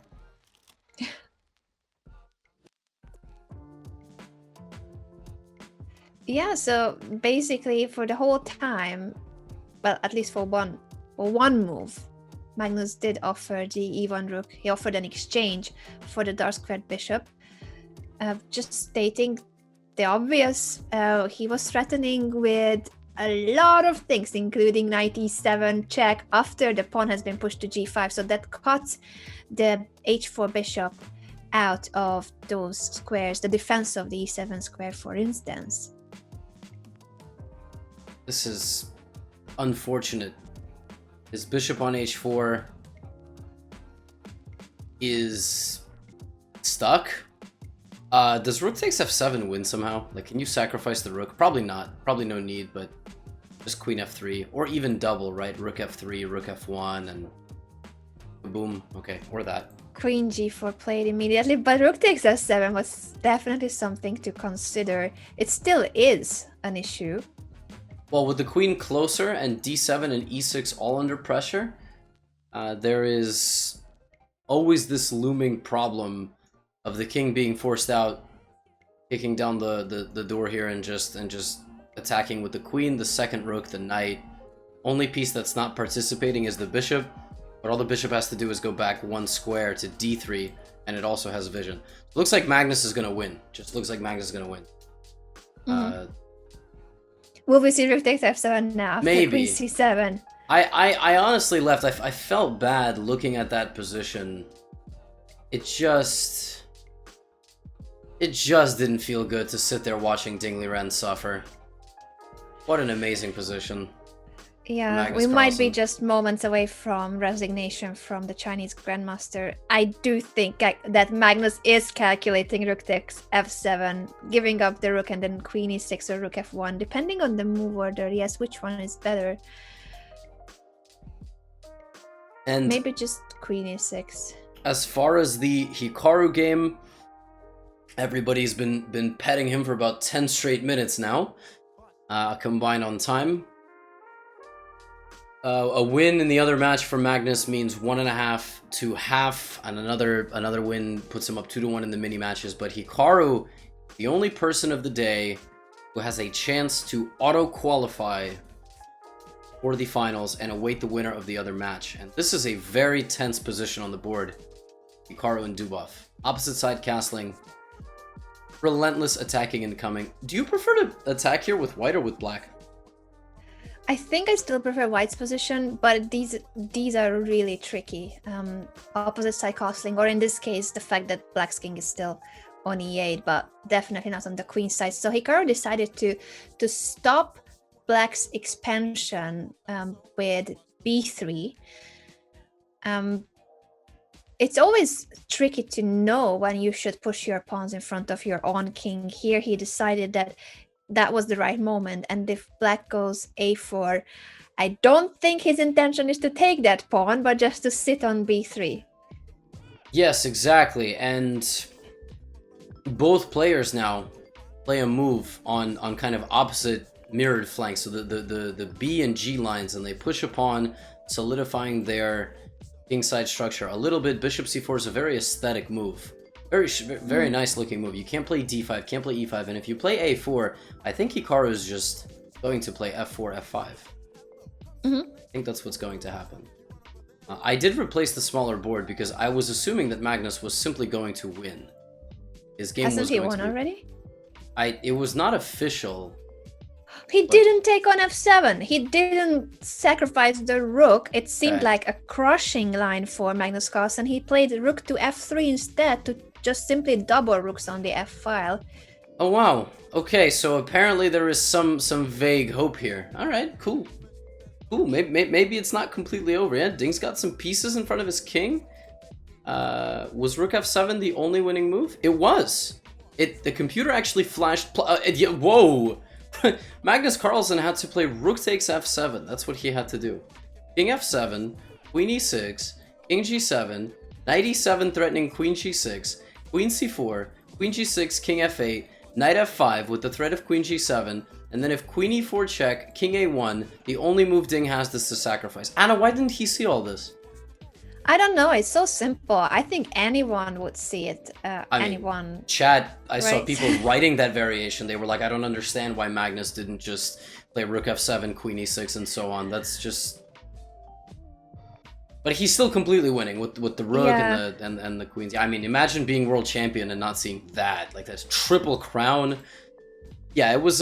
Magnus is taking the approach where there is zero risk of miscalculations. Just constantly adding pieces to the attack. He will win and relatively straightforward. Oh. He has just pushed a3, saying that a prophylactic move on the queen's side. He does have time for moves like that. Interesting that there's nothing straightforward anymore after he missed his chance for rook takes f7. Do you think that he didn't see f5, or he just thought that that position is just as good for him? No, he allowed f5. I think he was happy with this because even though the knight is getting into the defense, the g file is open. Now you can bring a rook g1, and black is just desperately defending here. But Ding is finding some creative moves. And there you go. I mean, Magnus might be losing the thread. The evaluation is dipping, and not to mention that Ding Liren is consolidating. This knight is really well placed. Hits the queen. Magnus won't miss that. Not to mention there could be an entire other storyline. Disconnects. Both from Magnus. Not just from Magnus. Let's not forget, whenever Ding Liren is playing, you are worried that it could happen. It has happened in every tournament, and in the last tournament it happened multiple times. So it is true. It's always, unfortunately, is a possibility. This is online chess, so the players need to make sure that their internet connection is as stable as possible. But it's not so simple playing from China. I do think you're right that now Ding Liren definitely has fighting chances, even if the position is still advantage for white. It's not as big of a deal as it could have been if rook takes f7 was crushing. Yes. If that win was there, he might be a little disappointed. I'm going to put on Hikaru. Hikaru has just played a very aggressive move, and I really like his position. I think Hikaru is much, much, much better. Much better. Much better. And that's mainly due to the fact that put the attack aside, like put the checkmating threats aside. In any endgame, isn't this bishop on e7 extremely sad? It is. It is. It's just there to protect the d6 backward pawn, but it doesn't really have any attacking perspective in the near future or long-term future even. The knight will be so much more powerful in a position like that. Okay, so Dubov castles, and now the big question is, okay, there is no big question. Rook hf1 played instantly, queen c6 played instantly. The big question is, what's going to happen with this f4 pawn? We would love to have black capturing on f4. That will bring the white knight into the game, attacking both the e6 and g6 pawns. But I don't really see a way in which white can provoke that capture. How can we put more pressure on the e5 pawn? I'm trying to figure it out as well. Okay, he just plays queen d3. What's the queen h3 and also f5. Queen h3 and f5 are now becoming possible for white. The c file is usually, of course, very important in Sicilians, and black could bring one of his rooks to c8 with pressure on the c2 pawn, make sure that the queen cannot abandon the d3 square. So that's something to consider here for black, but f5 is still an alternative. So even if we will not be able to play queen to h3, f5 is a serious threat right now. Yes, it is, because that's just the breakthrough. You're supporting it with the pawn, the queen, and the rook. If you break through over there, this bishop is not going to sufficiently defend the king. I saw a comment kind of poking fun at something. It was saying that, you know, this position is much better for white, as I said, and even though the evaluation is smaller. And in the Magnus game, oh my god, by the way, just what is going on in the Magnus game? just need to point this out real quick. The eval is about the same. It's about +1. I mean, here, the computer hated rook c8. It's apparently +2 now. But just want to say that this position that Hikaru has seems a lot easier to play. He's got a very straightforward plan. His king is safe, his bishop is terrible, try to push f5. The difference is that even though the engine might say that it's +1.5 in the Magnus game, Anna, how the heck is this +1.5? And there, he one move, and apparently the advantage is gone. It's so hard to play. It really is hard to play. Only 44 seconds left for the world champion in a crazy complex situation with a discovered attack now. Knight to e6. It's the regrouping queen. the knight. Yeah, this is already very, very complex in comparison to how advantageous this middle game was for white. Now this is 3 possible results. And I'm just gonna pop on the big screen again. Sorry, but I just want to point out that. That's why it's so hard. It's so hard to just rely on you know, the game analysis report to tell you what was a blunder, what was an inaccuracy, or what move, you know, dipped the eval. Who knows? I don't fully understand why rook bc8 is so hated, but I think it's just what you said. I think f5 is crushing for white. I think white is just breaking through. If takes this big trade. Rook f5 is fine, right? I'm assuming rook f5, queen f5, and white is completely winning. I'm expecting the pawn push f5 from Hikaru. He just must be calculating what's exactly going on there, but that just seems to be such a straightforward, such a powerful move. And there we go. I did not predict it well. He plays rook to d2 first. I don't like rook d2, but he must have seen something. He must have seen something. Yeah. I have an idea. Maybe he didn't like e4 there at some point. Yeah, like an in-between e4 disconnecting. Yeah, maybe this. I know that, again, and once again, here's the danger of the eval bar. How could he not see this? Computer is basically saying you can't take this pawn. It's saying that it's too dangerous, knight d4, queen d7, and then you're going to win the h5 pawn. Okay, but he's playing as low risk as possible, consolidating first. It's still incredibly difficult to play this with black, but yes, I mean, missing that chance. Still, as you said, Anna, taking on an f4 is very dangerous. Yeah, still a difficult position for black. Maybe f5 was better. It was a really promising line for white, but all in all, it is still white who has the pressure, the initiative, and black has to be extremely precise in the defense. As for Magnus Carlsen's position, they are now in a rook and bishop endgame. How did this happen? Where are the pieces? I have no idea how they ended up in this position from a promising attack for white against the black king. Now this is an opposite colored bishop endgame. White still has chances because white has a very promising A pass pawn that is connected with the B pass pawn, 2 pass pawns on the queen side, and it is only the D4 pawn that can cause headaches for white's position. But I don't think that D pass pawn is well supported enough. No, it's not. It's not. Rook f2 hits the bishop, but these 2 pass pawns are very dangerous for Ding Liren. I was thinking maybe we stick to this game for a little bit because there's only a minute per player. But the other game, as I was about to say, that just got very spicy. Daniil... D5. Wait. Daniil pushed d5 in that position after rook d2, and now they are trading queens on d5. So basically that was a pawn sacrifice by Daniil Dubov.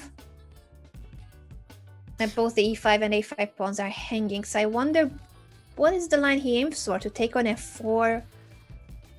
Yeah, he's trying to trade the queen and not be under attack anymore, but the truth of the matter is that, well, first of all, Hikaru can just take this pawn. He will just be pawn up with a5, a constant weakness. This looks very difficult to defend. Very difficult to defend. a5 is weak, f4 is weak, g6 is weak. If a5 is captured, b4 is weak.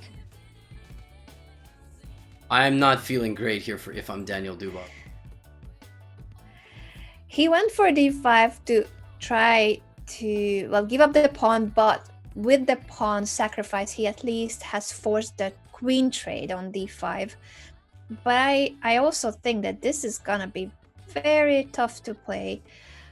After e takes f5, white can take back on f4 with the rook if we want to capture instead of knight takes f4. That would be a self-pin over the f5, so rook takes f4 seems to be better. Yeah, he has played rook f4. If the trade happens, this is a losing endgame, because white will simply be up 2 pawns, and that you will not bounce back from. So Daniil plays rook fd8. He wants to trade this rook, considering that it's the more active one.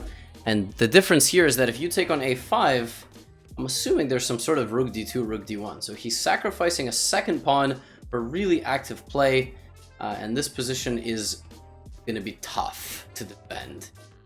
Probably Hikaru does not do that. I'm assuming he plays like rook d4.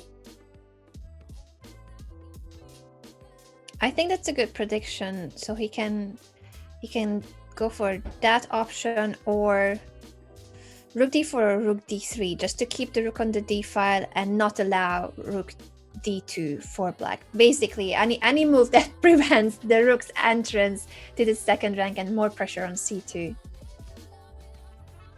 See, Hikaru's got the other endgame. I think it just looks completely lost. Yeah, Magnus Carlsen is completely okay.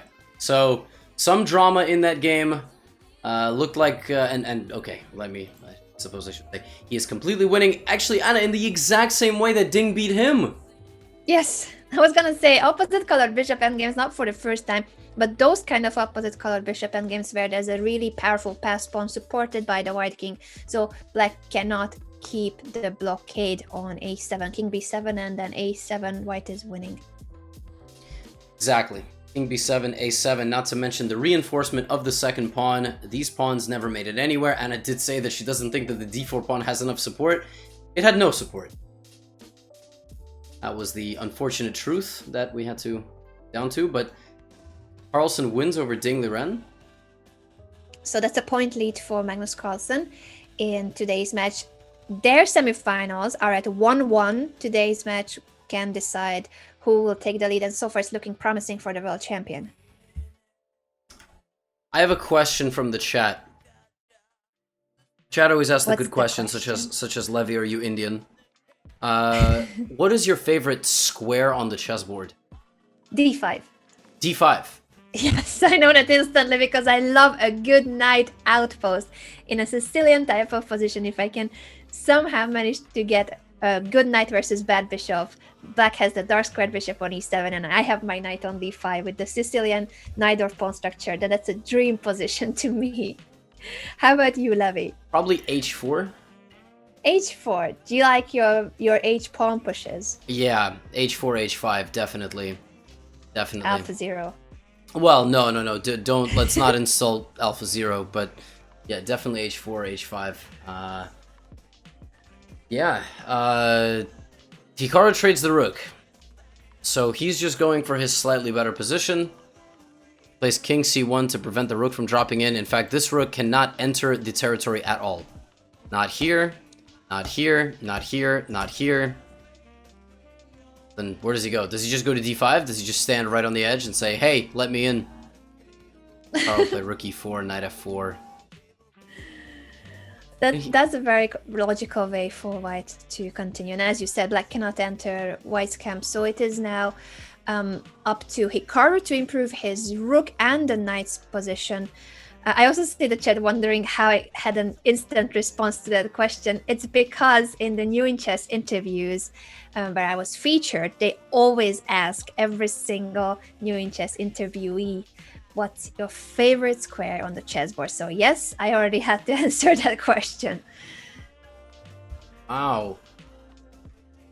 Normally on this channel we get flexes on, features and interviews and other things from Hikaru.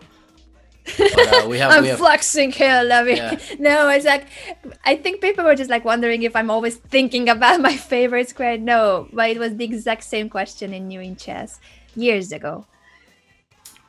Yeah, I want to get featured on there one day, but I think they generally associate with more respectable personalities, such as You're a very Anna, respectable personality, Levy. They did do an issue with Robert. I definitely did read that one, but I don't know what's it gonna take. Do I have to reach out to them like, hey, could you interview me? I think you have to wait for them to message you, right? Is that usually how it works? I was contacted, but maybe you could just say, like, look, this is my Twitch channel, and flex a little bit there. I don't know. I feel like it's my Twitch channel is a secret. Oh, and by the way, Draw agreed. So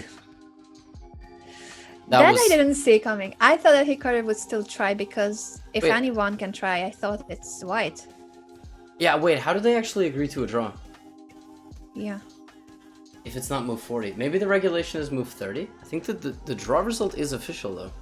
Strange. Maybe they repeated? It's move 40, so it must have been a repetition. They cannot offer a draw under move 40.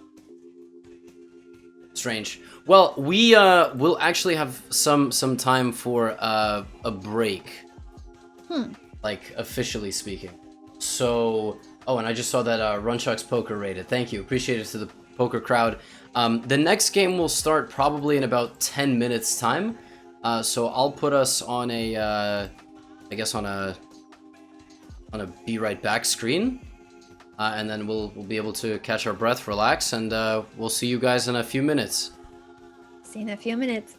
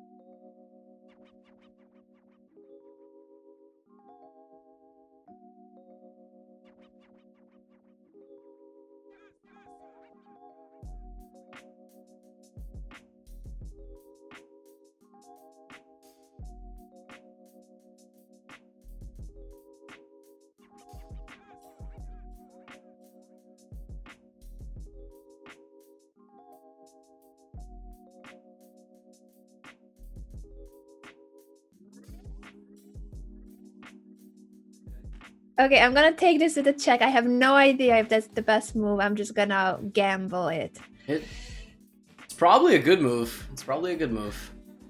I don't know. This is the one that I never learn what I'm supposed to. Never know. Okay, I'm gonna take this one, and this is protected, and I'm hoping that this one will not get out of h7 alive or active. I think it literally just did. Yeah, you're here, but if I take here, you'll take this. How many knights do I have? This is so confusing. You're up a knight. 6. I'm up a knight. Oh no! Oh, and the match started. Okay. It's I'll such resign. an exciting moment. No, why? It's okay, because I just feel as though Ding Liren and Magnus Carlsen deserve a little bit more respect than we do. Just a little bit, not a little bit. Not like a huge amount of it, but just enough. Magnus Carlsen and Ding Liren have begun their game. Already a wacky Najdorf, and Ding Liren's got to win. He hasn't won in a while.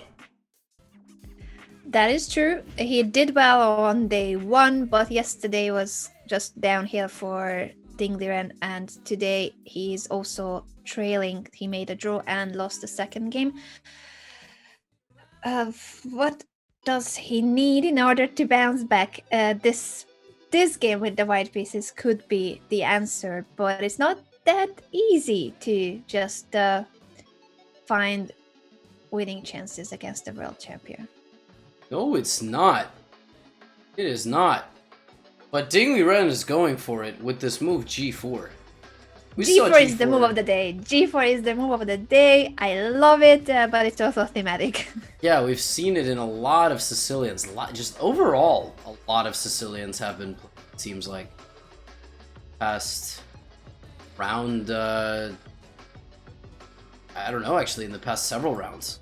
So, this is H6, pretty standard by Magnus. H6, A6, B5, and the bishop on B7. Pretty straightforward position. I don't. This is still classified as a Najdorf, right? Because of A6. But what is this becoming now? Like what? Is there a name to this? What is this called? Good question. If with the last couple of moves it would transpose fully to another variation or not. I'm also checking the database how many other games have seen this very same position. After H6 there are still a dozen games for this position. Queen D2, Knight D7? Yeah, Queen D2, Knight D7 and Castle, and we are back into one of the more popular lines. Yeah, because these setups all sort of fuse together at some point. Like, and the move order of the Sicilian is so tricky. Sometimes there is a knight move that's nuanced. There's a pawn move. There's a bishop on a certain square or not. Sometimes you play rook c8 and queen a5 and go for a b4 attack. So the setups are all unique in their own way. Like, for example, we saw the last time that these two played against each other. I mean, wait, whoa. What was that? Did you see that? Rook c8, king b1. Yeah, like, it hated this move. It hated it. I mean, it was like... but what I don't get is that these are very natural moves. Like, you put the rook on the open c-file. That's very standard in these positions. And you move the king away from the rook. How can this be bad? There are still games for this king b1 move as well. Not the most popular. I see 5 games in the database and h4 instead of king b1 being more popular. He puts Magnus on the second board. Hikaru's game with Dubov has begun. Dubov again going for an English. Let me refresh the page. I wonder if you guys can hear Alexa. I hope it's not being picked up my microphone, but the Alexa in the hallway started talking. Was it prompted? I hope. No, not from me. Maybe Kevin asked for something from Alexa, but it was just a very lengthy monologue by Alexa, and I was hoping it's not being picked up by the microphone. Could be a bit confusing. I didn't hear anything. So... I think some of you in the chat are saying that you heard it. So apologies, that was Alexa updating us on life in Ireland. I don't know what actually Alexa said this time. What if Alexa just has like a... Does it boot up randomly and just tell you about, I don't know, the latest news, or like is that a setting that you can put on? Yeah. I would assume that you could have it scheduled for like weather forecast, news, or anything you want Alexa to tell you. Yes. Oh. See? Go. I don't have one. But the same system, by the way, we've seen from Hikaru Dubov every single time thus far, except Hikaru has played bishop e6 repetitively. We saw him play a5, we saw him play f6. But today, in the second game, he plays bishop f5, queen d7. Is he going for bishop h3? He trading off this bishop? What's the plan here? I would assume it's bishop h3. I would assume. I don't know if you're going to scan the database, but how's our database looking? I'm going to go and check. I was still a bit puzzled by Magnus's position, and if white or black is doing well there, I'm confused, but let me check now Hikaru's position in terms of bishop h3 as you suggested. No games after queen c2. Where did they deviate? No. Queen c2 apparently is a move that hasn't been tested, but there are already very few games after Hikaru's 11th move, queen to d7. I see knight d2 and rook e1 tried by white, but no queen c2. Okay, so perhaps Daniil is just adding a little wrinkle to the position. If knight d2 and rook e1 are played, I highly doubt queen c2 is some sort of transformative move that solves, you know, chess completely. But we have seen all these moves, haven't we? Like knight d2, rook e1, and queen c2 to kind of put some pressure on black's position. Okay, knight d4 is more or less straightforward. He's just going for the queen. Going for the queen. So, after knight d4, obvious question, of course, knight takes d4 should be the main move for white.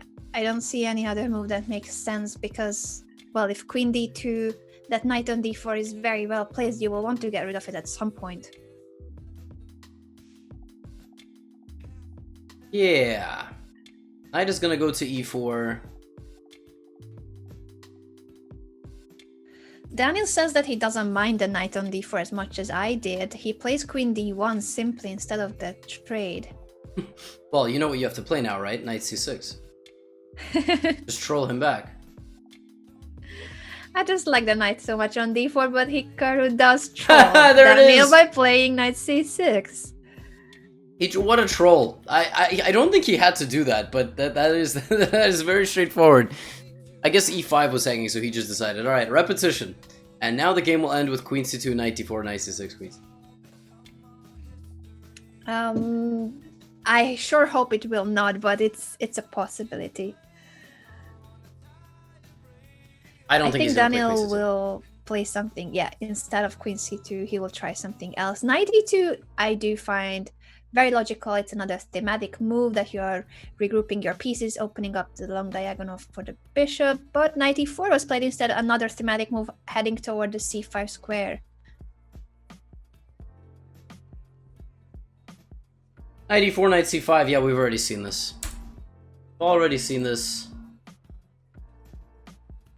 I'm assuming if he plays knight c5 in this position, you're gonna take bishop h3, and this bishop on g2 will not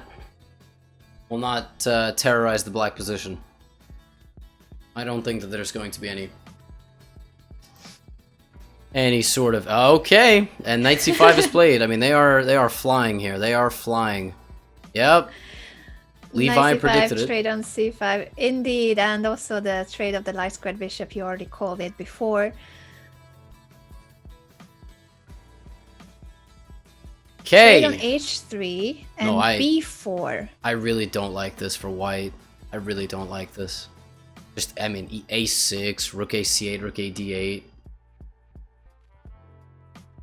No. I agree with you. I agree. I don't think that black is in any danger. b5 is a threat here by white, but as you said, a6 is just a very natural looking move that deals with the b5 threat.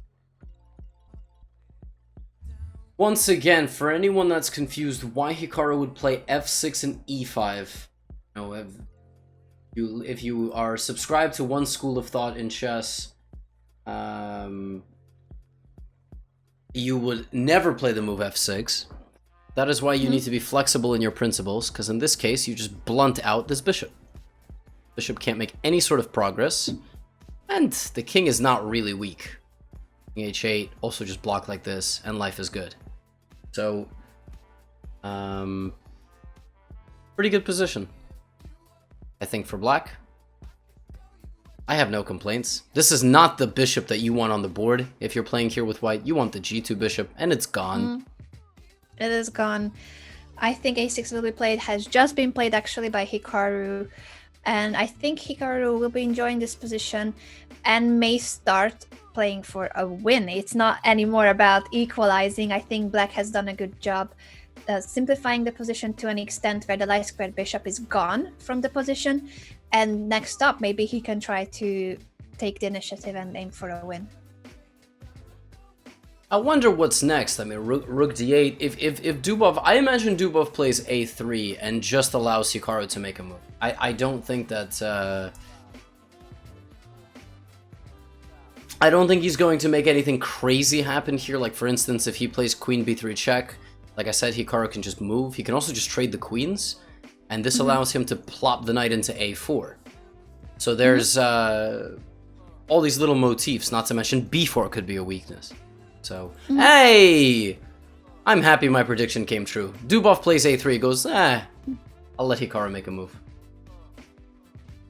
Well, but if a3 was the move, the choice of Daniil Dubov, it also kind of shows that white has nothing concrete going on, and black can simply continue with his development. Bring the rook into the game, rook a d8 seems logical. Yep. Rook a d8, big chilling. I mean, you haven't moved the rook on a8 at all game, so you might as well bring it to the center. And then, once you put the rook opposite of the queen, you could potentially break in with e4. On e4, opposite side. I like black's position. I actually think black's position is almost better. Like, almost the chances could be to start playing for something even more than just an equal position. How does white... I guess white's big plan is going to be rerouting this knight on f3. White needs to play knight d2, and then maybe knight c4, knight b3, knight a5, or direction. That's what I think. Yes, white should aim for that knight maneuver, in my opinion, as well. Queen b3, knight d2, knight d4, those moves are the ones to consider here. But I agree with you fully that I think after rook a d8, black has zero issues and may as well start aiming for more than just an equal position. I will also keep an eye on the World Champions game, but for now it's just a mess. Black's king is still in the middle of the board, but he managed to play d5 earlier, so once again it looks like in both games black has equalized and maybe can aim for more than just equal. Yeah, he can. That's Magnus navigating the Sicilian positions a little bit better. Imagine he wins with black and wins the match. I mean, my lord.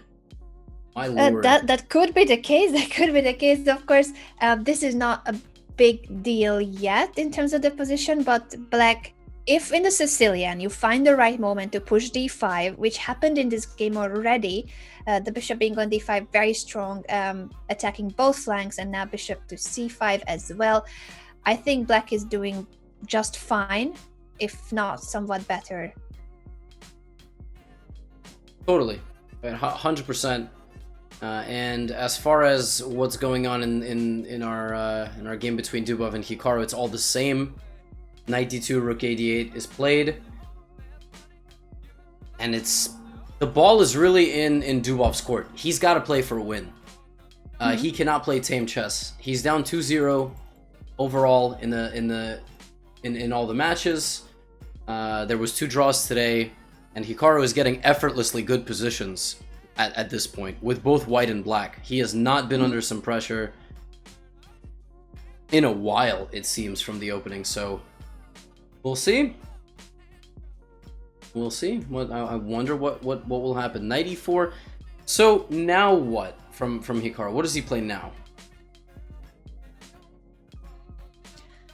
Knight e4. This is a knight maneuver we have already pointed out. Knight d2, knight e4. The queen has come back to e6 in the meantime, so that does open questions like, will black push f5 at any point?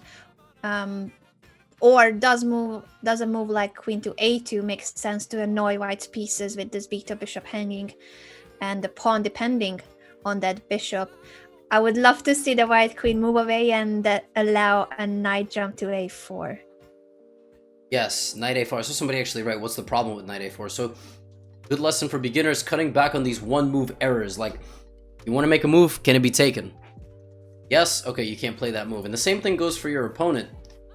Seeing one move threats, seeing how in one move they can attack something. So for example, if this rook backed up, you should be able to visualize that if the knight jumps to c5, it'll attack the queen and the pawn on b7. That is like the first layer of tactics. And if you start getting that down pretty well, then chess becomes a lot easier. And I think actually the best move here for white is to just get this rook out of c5 and then play knight c5.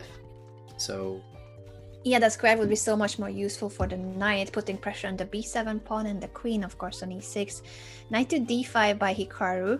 Not tempted to push f5 just yet, nor venture into white's camp with queen a2. Rook c1, as you called it, Levy, the knight is heading towards c5. And I think white wants black to play b6. Like, b6 prevents knight c5, but we've seen this throughout the commentary. So I know you guys are really popping off in chat, having a good time. Not to break the fourth wall here, but focus for a second. We're all going to learn something.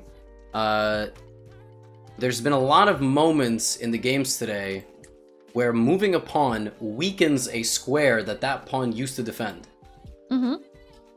So b7 guards c6, you move the pawn up to b6, it defends c5, but this is destabilized. Something like queen c2, queen b3, queen a4, all of a sudden starts putting some pressure. Your pawn can't go backwards. But Hikaru plays it. I'm not saying it's bad, but I guess what Hikaru is saying is there's nothing here. He's just saying, like, queen a4 doesn't do anything. I'm not scared of queen a4. All right? I did just say I called it, but I wasn't sure that this would be the move, but all right. There it is. I would be a little concerned for the reasons that you mentioned, Levy, that the pawn will not go back to b7 ever, leaving the a6 pawn vulnerable, and immediate questions like queen a4 become a deal with both the c6 knight and the a6 pawn hanging. So what is the follow-up after a move like queen a4? I actually have no idea. I don't see how you defend both. Only thing that I see is that queen a4, knight b8 is a very depressing reality. You get the knight out of the way, but it also does defend a6. But Hikaru must have seen something. I don't see it. And Dubov also must have seen something, because he plays queen c2. Queen c2 also puts pressure on the c6 pawn, doesn't attack the a6 pawn. Knight d4 by Hikaru immediately. That might have actually been the whole point of this. Like, if queen a4, maybe there's knight d4. Obviously you can't take because knight e2, all of chat saw that, but now chat goes, but Levi, what happens if takes and then queen a6? Great question.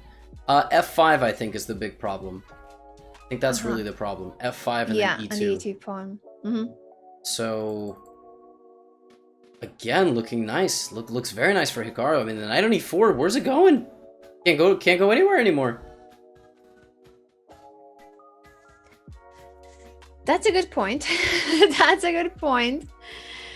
Sad truth for a knight that was optically so well placed on e4. Knight in the center is usually a cool spot. It was heading towards c5, but b6 seems that a move like that, which wasn't so natural when Hikaru chose b6, it was a difficult decision to take because the pawn will never go back to b7 and the a6 pawn is now vulnerable. But probably it's just Hikaru once again calculating really precisely that the concrete line with knight d4 and threatening f5 gives him an immediate punchback, even though his pawns will be hanging on the queen's side. Queen to c4. Yeah, queen c4 hits d4, a6, and c7. So queen is attacking 4 different squares, but only 2 of them are actual threats.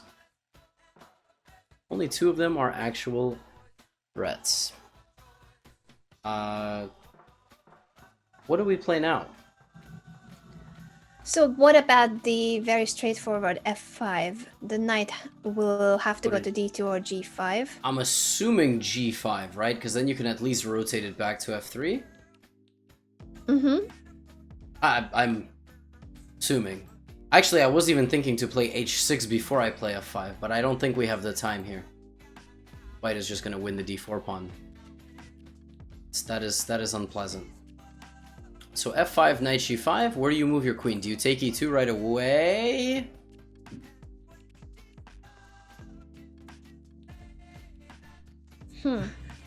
Maybe you don't?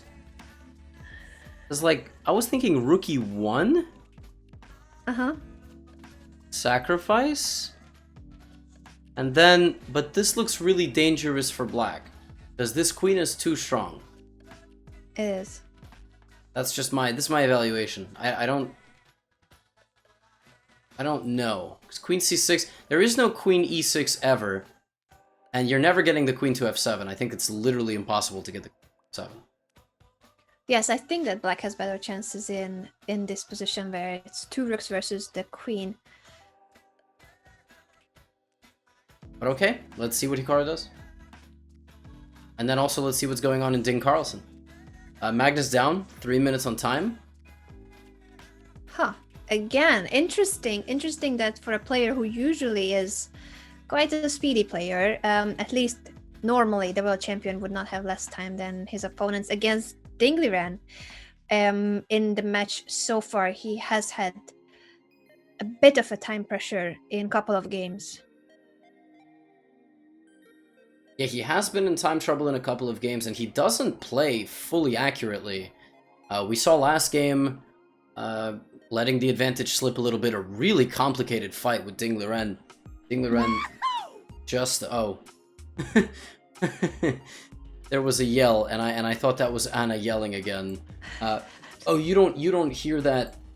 I don't, so it always is a surprise moment for me when the notification pops up. Oh, I also have some sort of breaking news that everyone's favorite rock band, Nickelback, might drop an album in a few days. Wow, it's a lot of... You're kidding? Yeah, no, I am not. I mean, I don't know what they're gonna drop, but they announced something for August 14th. So obviously, Nickelback fans can rejoice. Nickelback haters can also rejoice.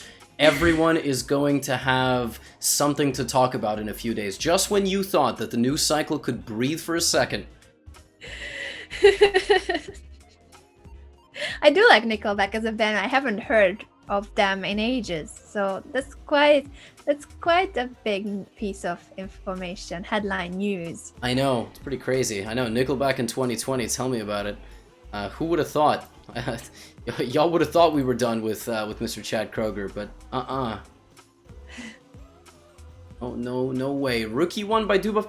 Whoa, Hikaru played queen e5, and Dubov now defends e2. Defends e2? The f5 loses its power, doesn't it? It does. I'm wondering why Hikaru wasn't that interested in f5. Was he worried about that line with f5, knight to g5, queen takes e2? Is there anything that he didn't like there? There must be something, because he chose not to go for that position. Yeah, now with the rook on e1, I wonder what he's going to play next. A6 is hanging. Whoa, what was... Are you seeing this?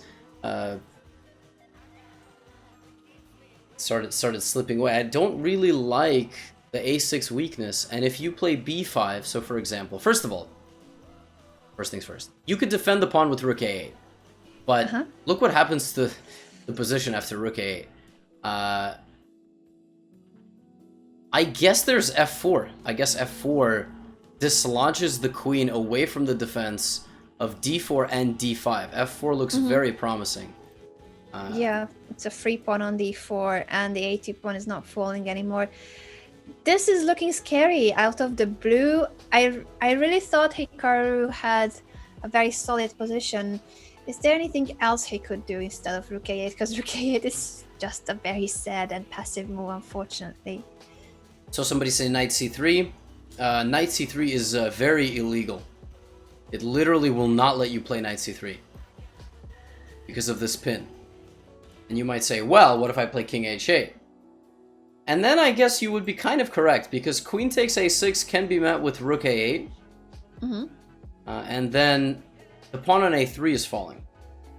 The good thing for black is that c7 is always protected from the rook with the knight in the center. Then you would take on a3 and maybe try to get the knight to c3. Potentially that is an option. Okay, and Hikaru has played king h8. So whoever suggested knight c3, you were very excited, but you tried to step on the gas without putting the key in the car. Now it is possible.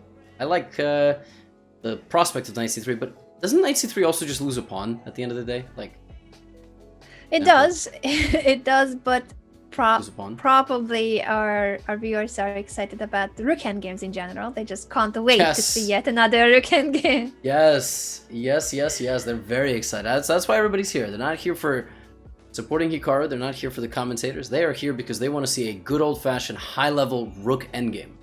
Yes, we all love rook hand games. We're almost there. Yeah, I think it is a serious threat that we're gonna see a rook hand game. There's quite a chance for it. I'm also gonna take a look at the other game. Sure. The world champion versus Ding Liren. Magnus Carlsen leading with a point in that set of today. So Ding Liren needs to fight back, bounce back in this game or the next if he wants to have a chance.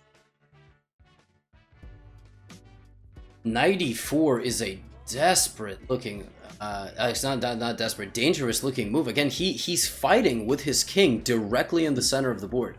Magnus didn't castle, because if he castles here, yeah, his position just gets obliterated with the move g5. Castle straight into the g file attack, and this is very bad. But when he jumps into e4, isn't there a way to just like just demolish everything somehow? How do we do this?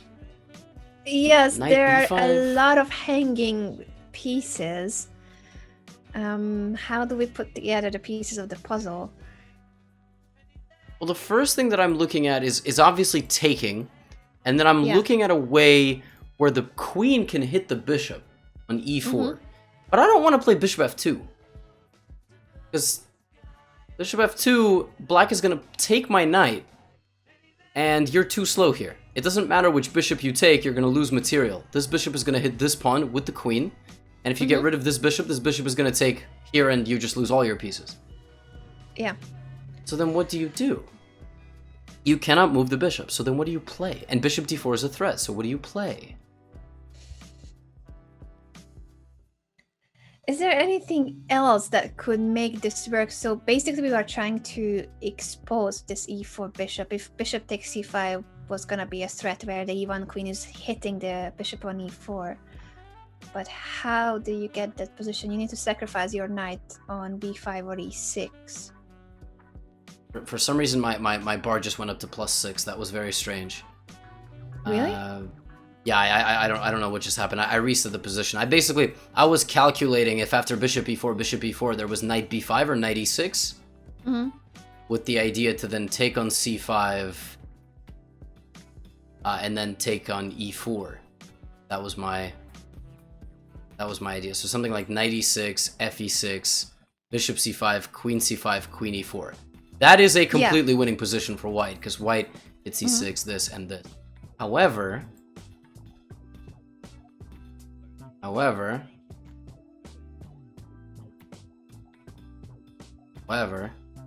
think there is bishop takes c2. Yeah, that's an issue. If we replay this line the way we said it, bishop takes c2 could have been an intermediate move. See, things are happening in the Hikaru game. Oh.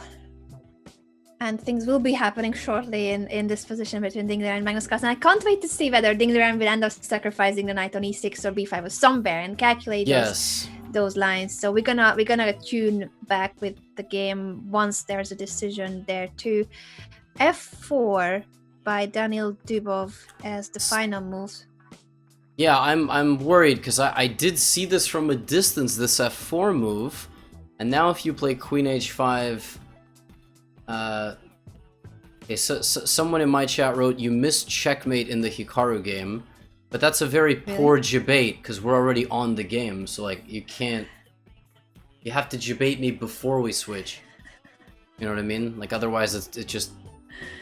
Yeah, I thought they mean in one of the lines we analyzed if we missed something forceful, but not saying that the game has ended in checkmate, that's a bit naive. Got me. Even I wouldn't believe it. Yeah. Okay. So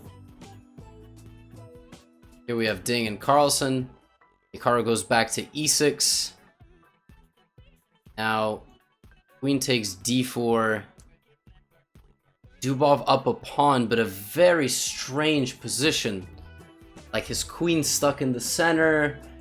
Knight is a target. He weakened his king with the move f4. I don't know what we're gonna do. Well, he has to take. The pawn is just yeah, it's gonna fall. It has just been captured by Daniil Dubov. So at the moment, this is a pawn up for white, and black will need to prove what he has as compensation. I think he's playing h6 because he wants to play f5. That's what this is all about. He controls the movement of the knight going to the g5 square, so he plays h6. It's +1. I mean, it's +1 because white is up a pawn. That's really okay. And now it's 0-0-0 because I don't know. Apparently, this is not a good move. b5. Dubov wants to play rook c6. That's what we do. Just played b5, and Hikaru plays rook b3. And I think did Neil just lose this pawn? Like, what did he just do? If rook c6. Queen just moves to either d7 or f7, and how do you defend b5? Queen c4? But then rook b4. Queen c4, then rook b4. The queen will be chased away and the pawn is hanging. That could explain why the pawn push b5 was not a move that the engine liked. The evaluation bar changed immediately. I think you're completely right. There's no way white can stick to the pawn. Rook b1 is maybe the only way. But then... In which moment? Oh, instead of rook c6. But then rook takes, and then the f5 idea to win e2. So you can't defend it all. Yeah, you cannot hold on to both the b5 and the e2 pawns. And Dubov does play rook c6. Now, yeah, Hikaru just plays queen f7. Queen is guarding everything. I mean, it's guarding the knight. It's not guarding the rook. It doesn't see the rook. But if the knight moves it, it does see the rook again. And there's no way to guard b5. If you play queen a4... hitting the rook and defending b5 simultaneously, I'll play rook b4 anyway. And if you really desperately try to hang on to this pawn, what are you doing to your queen? What is this? What? No, that's not how we play chess. Don't lock your queen away just to defend the b5 pawn. So that's definitely not how you play chess. I'm not even sure if that's how you play chess in terms of what Ding Liren has done to his position, because suddenly it is black who is sacrificing a piece. Oh no, Ding thought for like 6 minutes and played a disaster of a move. Magnus Carlsen detonating bishop takes a3, and if takes, you're gonna take with a knight. Oh no. Magnus might win this game. Oh my goodness, Ding and Liren the match. Yes. This will be a match win again if Magnus wins. Wow, f5. Wait, so what is... Okay, well, let's stick to Dubov Hikaru because things are happening. But I will also check in as well on Ding Carlsen once we get a few more moves. I do have it open on the second screen. Definitely. And just to sum up the situation, it's 1-1 in the semifinals between Ding Liren and Magnus Carlsen. But in today's set, Magnus is already leading with a point. So if he wins this game with the black pieces, he is winning today's set. And it's a best of 5 in the semifinals. He will only need one more set win. Let me tune in back here after all. I didn't realize when I said that both players had a minute. So we will not be here for all that long. And just again, a reminder, it is 1.5 to half in today's mini match. Today's mini match, 1.5 to half. A win for Magnus Carlsen wins the match for today, and Magnus will take a 2-1 lead overall. Ding Liren has 50 seconds. Magnus disregards this and plays b4. You cannot take. That runs into a very resounding checkmate with the queen coming to b2. What does he play? What does he play? Man's got 40 seconds on the clock. I think he must have missed the bishop takes a3 motive, which is sometimes due to the fact that he spent so long on the earlier position before he pushed h4. He must have been calculating all those sacrifices from white's perspective. Knight takes e6, knight takes b5. He must have felt that there was something, but right now what is going on is oh yes, white's king is in trouble. Magnus Carlsen walking into a fork. He doesn't even get forked. He just plays bishop a3, knight c3, allows Ding Liren to fork his pieces. You cannot take this, way too dangerous because the queen is activated. Long have we waited. And now probably it's just over. I mean, I'm assuming you take the last pawn. And you just try to get in the queen somehow. Queen c7, queen a5, queen d7, queen a4. Something along those lines. And that's exactly what Magnus does. Ding Liren down to 30 seconds. 30 seconds and a disastrous position for Ding Liren. Unfortunately, he needed a way to bounce back in this mini match of today, but instead what's happening is that the world champion can be claiming today's mini match just with this third game, winning with the black pieces. That seems to be the most likely outcome, although he can still make mistakes too, of course. Whoa. Okay, whoa. Some moves happened.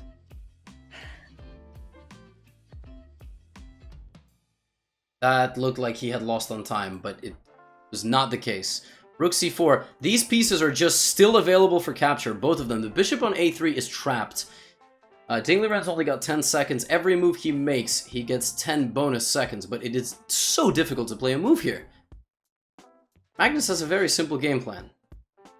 He does have a very simple plan here. Rook to d2 was the choice of Ding Liren to protect the second rank with the rook and try to bring the queen. Also, I don't see how can you save this. He is on the verge of victory here. Magnus only with a minute on the clock. I know things are happening obviously in the other game, but given that both players here are under a minute, we will try to stand here for a few more moves. I do predict that some sort of decisive move combination is played out very quickly in the next 5 moves. And then there it is. I mean, he just takes the pawn. Now you gotta take. King b2, maybe knight a4, and then just bring in the queen. Once that queen is on e4 and in this territory, it's over. He plays b3 first, which also makes sense to threaten then with knight a4 check. E takes f7 by Ding Liren. Queen, I would imagine. My logic is that I want to get the queen. I want to get the rook on the b file with something like rook b8. I want to bring the queen maybe to like f6. There's maybe g. There's g5. I was thinking some sort of diagonal attack from the queen and vertical attack from the rook. He takes with the queen, but I don't know why he took with the queen based on my idea. Whoa! Rook b4? Knight takes b3. Hello? Isn't this just lost completely after rook b4? Yeah, that's it. Just rook b4. Rook b4. Yeah, you can't defend the knight. There's no defense. The d1 square is covered, so there's no queen to d1. Curtains. This is a moment to resign, and that will be yet another mini match win for the world champion. Yeah, Ding Liren's got 10 seconds. We'll see if he maybe plays king takes knight, but he's got no moves. He's quite literally got no moves. And it is official. He did resign with 5 seconds on the clock. Back over to Dubov versus Hikaru. Ding Liren goes down with the white pieces in a Sicilian. And wow, just a Sicilian masterclass. Magnus Carlsen, both sides. It seemed to be a masterclass. Magnus choosing the right moment to break through with d5, a thematic push that got a good position for Magnus. Question will still be that moment where we were calculating all sorts of sacrifices for white. So it was a really messy, complex position with chances for both. But Ding Liren didn't find a way in that moment to crush through and eventually made a mistake. And that's it. That is it. Oh, I guess I have to... Oh, Hikaru did not just fork Dubov. There's rook b1 there, but wow, that knight b2 as we popped into Hikaru's game, just el tenedor. That's me practicing my Spanish. Tenedor. Do you say? Well done. How do you say fork in Spanish? Actually, wait. You've just put me on the spot. I was thinking, do I remember? I think it would be ataque doble, a double attack, and I think they usually just refer to it with a doble, but tenedor would make a good term, yes. Oh, so they don't say the fork that you eat with in chess. I don't think so, but now I'm like, how was it actually? I don't know. Folks are spamming tenedor, but I'm not asking how you say fork in Spanish. I did just say that, but chess terms are different. Like, you know, draw is its own word, right? That's tablas. So that's... Yeah. But what does that mean? Think it's ataque doble, and they don't say anything for fork other than that it's a double attack. Ataque there you go. Doble. Go. Hikaru's better, by the way. He did get his pawn back. b5 is still very much takeable. That's a word. And Hikaru's just up a pawn. Again, slightly better against Dubov. 3 minutes versus 100 seconds. Let's see if he can convert it. You know what I like, though? He's got passed C and B pawns. 2 pawns. Passed pawns. Yeah. Connected passed pawns are extremely powerful, and after the b5 pawn falls, that will be the case. So looking very promising for Hikaru Nakamura. This is a mini match where so far the score is 1-1. But with a win with the black pieces and then having white in the final rapid game, Hikaru would have a brilliant chance to qualify to the finals today because he won the first 2 mini matches. If he wins today, that's it. He is in the finals. He is, yeah. Magnus winning the match today only gets him 2 points. He still has to put Ding Liren away 1 time. But a win here for Hikaru would be huge. E4 is an interesting move. So he's trading his last pawn weakness. That's why he did that. That's why he did that. He plays E4 because didn't that E2 pawn would be terribly weak. Let's see if Hikaru can do something with the C and B pawn. So that, as you said, trades of the last target, lost vulnerable spot in white's camp, and also brings the knight into the game with threats of check on f6 because there's a pin over the 7th rank. I do think that we can't really allow, as black, white pushing this pawn further to e5. That would be a passed pawn that can give enough counterplay to white, so that would be a protected passed pawn. I don't think we should allow that. No, we should not. I completely agree. I would not like to allow e5 here at all. At all. Oh, I forgot to update the overalls. Sorry. Sorry. Wait, no, I have to do my head thing because the lamp is in the way. All right, there we go. I guess I should make it green too, right? Because yesterday Oh, beautiful. Hikaru does take on e4 to prevent white from pushing that pawn further to e5, and after knight takes e4, rook c6 is logical. It covers the 6th rank, so there are no knight f6 checks, and he can then bring his knight back to c4, push the pawn to b5. King g8 steps out of the 7th rank, as after f5, f6 was a threat.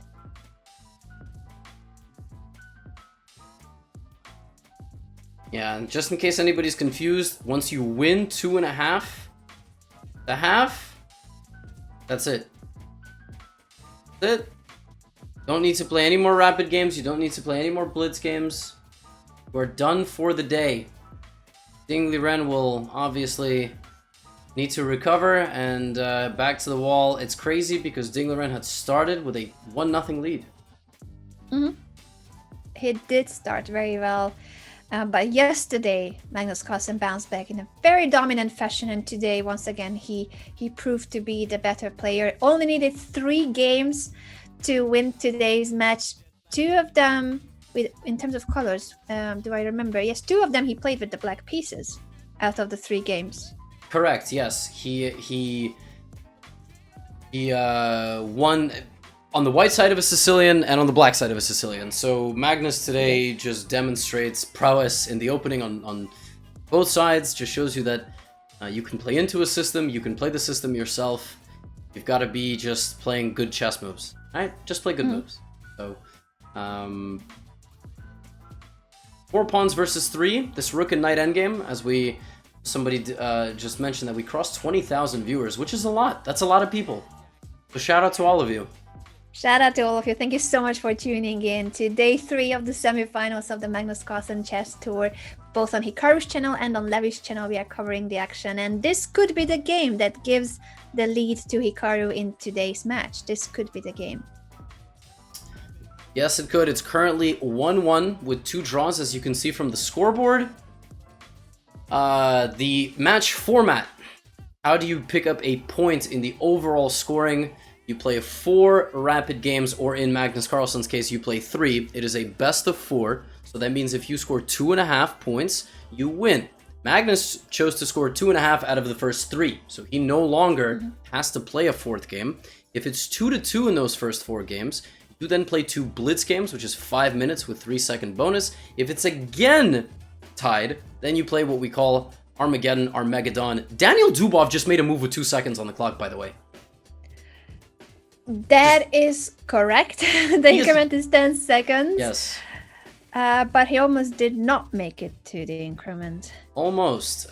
This is an extremely difficult position to defend if you're playing white. Because again, all Dubov has to worry about constantly is the passing of the b-pawn. Like Hikaru just plays b5 right now. I mean, e5, b4, rook b6, c5, some sort of... Starts bringing the king forward. Remember, everybody, rapid, it's on the screen. It's actually right up above the scoreboard area. 15 plus 10, 15 minutes of starting time, and every time you make a move, gain 15 seconds. 10 seconds, 10 seconds. That's what the plus 10 is, sorry. My bad. b5 seems to be very logical. Other possible moves. Oh, knight trade. That is also actually... a very concrete question that now Hikaru asked to Dubov. How about the rook endgame where black has connected pass pawns on the queen side and white cannot create a pass pawn on the king side? That would have been a very promising rook endgame for black. So white keeps the knight on the board. He does keep the knight on the board, and it could be the best decision that he makes, even though the knight is extremely passive. As you said, the rook endgame. I know chat has been begging us for a rook endgame. We've been trying to get in contact with the players to get us a rook endgame. That's not true, but that knight has to stay on. Otherwise, there's no way to defend against the passed pawns. All right, Hikaru's down to less than a minute. Let the fun begin. The knight from f2 will then need to find a way to get back into the game. For instance, knight g4, knight e5, something tricky. But h5 prevents that instantly. Yep, there's no knight g4, no knight e5. Hikaru's made a move, 20 seconds for Dubov. But imagine he goes for g4, because that way, and I imagine correctly, and the eval bar is -2. So there you go. That's why you shouldn't always play moves that I suggest. Wonder what Hikaru had planned here. If you take the knight jumps in and tries to get to e5, which is a mild inconvenience, maybe you just go b5, gh5, b4, knight g4, rook b6, and just au revoir. The pawn just goes. That's definitely something he must be considering because h takes g4, knight takes g4 is exactly what white wants. Down to 18 seconds for Hikaru. He has to speed up as well. These are the final seconds for both players. 10-second increment. King e7. 7, rook g8, king. Okay, so he's going to repeat one time is what he's going to do. He's going to gain 10 seconds on the clock for both of those moves. He just picked up time. Oh, he didn't repeat. He played rook c8. Rook c8 was played, but now you have knight d7. Yeah, you do. Because the rook used to cover that. So Dubov tried to be sneaky, but now knight d7 comes back to defend e5. And it was Hikaru who was very sneaky with that king move and just tempting Dubov whether he will try to go for the repetition. And now king e7. There it is. He's going to gain 20 seconds back. Very, very precise play here from Hikaru. Rook g8, king f7, rook d8. He will then play rook... Okay, or he'll give a check. So now he's up to a minute. Good time spending. King f7 now, over a minute. Easy. Please? Move? No? King f7, rook d8, and then the knight can move away. He's contemplating what the best move is. Alright, king f7 played. Stop. Nail biter here. So, position is very good. He has solidified to the point where Dubov is just trying to play for tricks at this point. And these pawns just need to get going. He's just got to start pushing them when he can. He can't do it right now because he would have lost the knight. Check. Uh-oh. If the rook moves, do you just have rook c5? Yes, you do. The knight and the pawn will be hanging on the 5th rank, and the check isn't a big issue. We'll just step out of it. So let's say the rook goes to which square? Let's show an example. a8? a8, then the move you mentioned, rook to c5, pet the Hikaru. Yes, let's go. Yes, there's two of them up on the screen. Yes, pet faster. Let's go, pet faster. They're at the bottom left and the top right corner. Here we go. I mean, there's a reason that Daniil's struggling about no one. We don't have a pet the Dubov. Ain't nobody petting the Dubov. Nobody's petting the Dubov. And the other day, when we hosted the first day of the semifinals, I was just streaming on my own channel a few hours later, and Hikaru raided that day. I was just wrapping up and I wasn't gonna play anything, but he raided just before I was closing my stream. So then I decided, okay, I need to do something, and I started playing Fall Guys, but I wanted to name my characters as a reference, something in honor of Hikaru. So we ended up calling my character in Fall Guys Pet the Hikaru. That's amazing. I wouldn't be surprised if are usernames unique there? Like you have to have. You can only have one. I think in Fall Guys you used to have the ability to name your character. But now they have been having server issues because it's such a popular game that everyone wants to play it. And right now, I think you just get a number like Fall Guy 1512. That could be your name. Got it. But you on stream, we still just started calling my character Pet the Hikaru and how he was doing. I got you. By the way, all Hikaru's done here is he's coordinated his pieces beautifully. He did pick up the second pawn. He's now up 2 pawns. The H pawn is completely marooned over on this side of the board. You can probably just go for it, but the problem is you don't want to lose any pawns of your own. What Hikaru's doing here, he's now made it up to 2 minutes on the clock with all this bonus time, and he will just start pushing at a moment. He still is not pushing. Okay, please play c5. Or b5. He's just bound to play c5 or b5. Oh my goodness, he's just it's a tease. What a tease. Push it. Now, or rook d4 as well. Push or pin. No, c5, I don't care. c5, let me see it right now. You got those 2 passed pawns, you gotta do something with them. I mean, what are you gonna do? Buy those 2 fancy cars and not drive them? Yes, said every rich person ever. Rook d4. Okay, and you're right. Now, well, since we are pinning the knight on d3 with threats of moves like knight to b4, white better step He just somewhere. resigns. He resigns. It's official. Resignation. He did? Yes, he did. Well, the position is like completely lost. 2 pawns up for black and more active pieces. But very good job by Hikaru converting a position that was, first of all, he had to just weather the storm. It was white who was aiming for the initiative, as usually it happens in in positions like this where white has some more space, and he played b6. That, I think if we go back to that b6 moment, Yes. that was important, because knight c5, everything looked comfortable for white before that position, and the b6 was an important decision to take. It worked out in the game. I don't know if there was anything better for white, but it looked very promising from then on.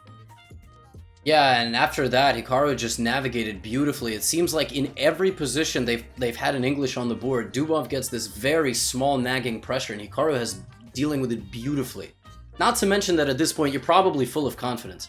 The scoreboard, I like how every single pet that Hikaru on the screen is positioned just around the scoreboard, so the scoreboard just gets in full view. Hikaru is up 2-0 in the overall scoring of the match. It's a best of 5. He's won both mini matches the past few days. The first one he won in the Blitz, the second one he won 3-1, and now he's up 2-1. Hikaru has draw odds. So actually a similar situation as we had 2 days ago. He's going to have white in the next round, and a draw clinches. Now, it is chess, so ultimately you can be up 2-0. You can have a 2-1 advantage in this particular mini match, but it ain't over till it's over. And Daniil Dubov has won games before. He has struck back. He hasn't beaten Hikaru in a while, though. Actually, the last time he won was game 4 of day 1, right? Yes, and that was basically, they started on day 1. They started with decisive results for the first 4 rapid games, exchanging wins constantly. But you're right. Since then, Daniil Dubov did not manage to find a grip on Hikaru. He had some promising positions yesterday as well, and today, yes, this English. Oh, wait a second. When I was looking at the position, talking about the English opening, what is going on here? So you and I are playing another odds game. So again, guys, okay. There's so many of you here, but unfortunately there is a break now between the rounds. The players get 15 minutes to decompress, say a prayer, review their analysis, and get more prepared for the next game. So Anna and I will be playing some odds games. Play like 3 or 4. We don't want to go on break. Why not? We want to keep you all enthralled, glued to your screens, and entertained. So I'll be playing a 2 queens versus 7 knights match. Who you guys got? You guys got the knights or the queens? I've never played this in my life, but it looks so funky. I'm loving it. It's gonna take me a while to activate all my knights, though. Well, no pressure. But when I had this against Hikaru, I was successful. I was successful with the knights. With the knights? Mm-hmm. Well, then thank you for giving me the knights, because I wouldn't know if this is... Yes, the Caballos will beat the Rhinas, for sure. The Caballos. Caballos and the Rhinas. Wow, Hikaru Yeah, no, this 2. is a slight issue. Are you saying you're inexperienced in playing games where you have 7 knights to begin the game, or...? I must say I haven't seen this position too often during my competitive chess career, so I'm slightly out of theory here, slightly. And I don't like your expansion on the queen side. I don't like this. It's very deceptive because somehow the knights all guard everything. Yeah.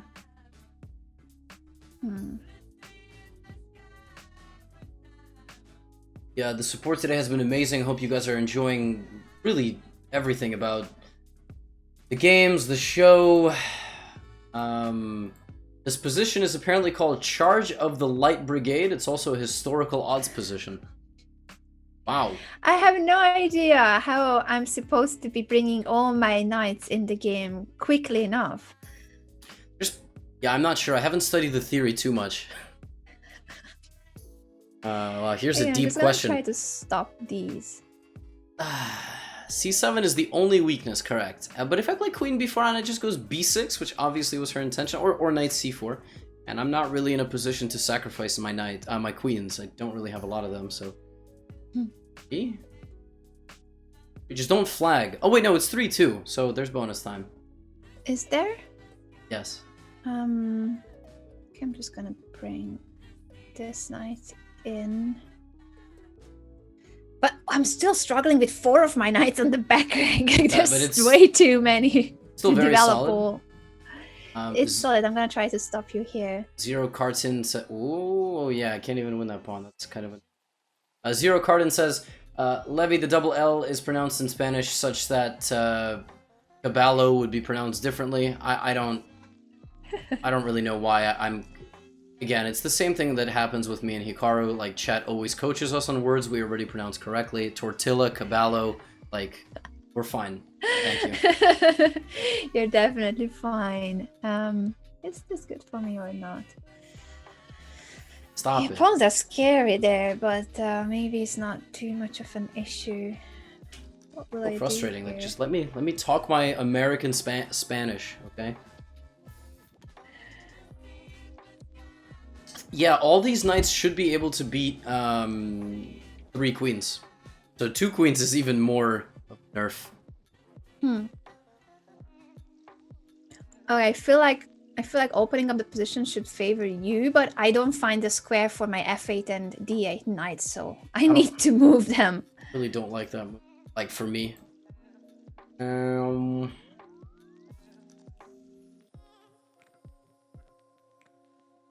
Doesn't even do anything.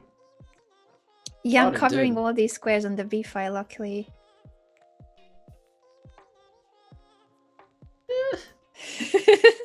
I like the sound effect. Yeah, charge of the, what is this called? Light Brigade? Oh, that was, I don't know. This position is fun to play the first 10 moves, because the person with the knights is like, oh, this is so scary, and then they realize their position is just destroying.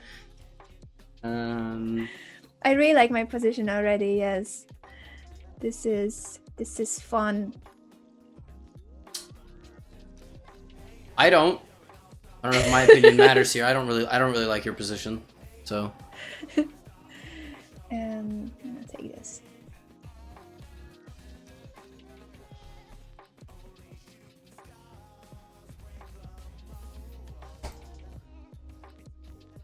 Jump here.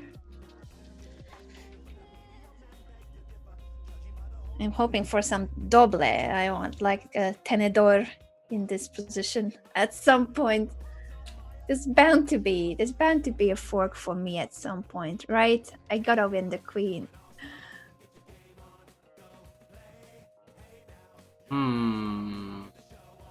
No, maybe not. Oh, everything you have is guarded. That's my whole plan. Just have everything, protect everything. Everything she has is guarded by something. How is this even, like, how, what?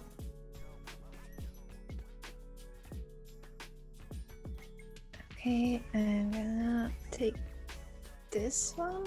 Wait, will you get to my the B file, the A pawn? Is that a threat? Maybe it's not an issue. I'm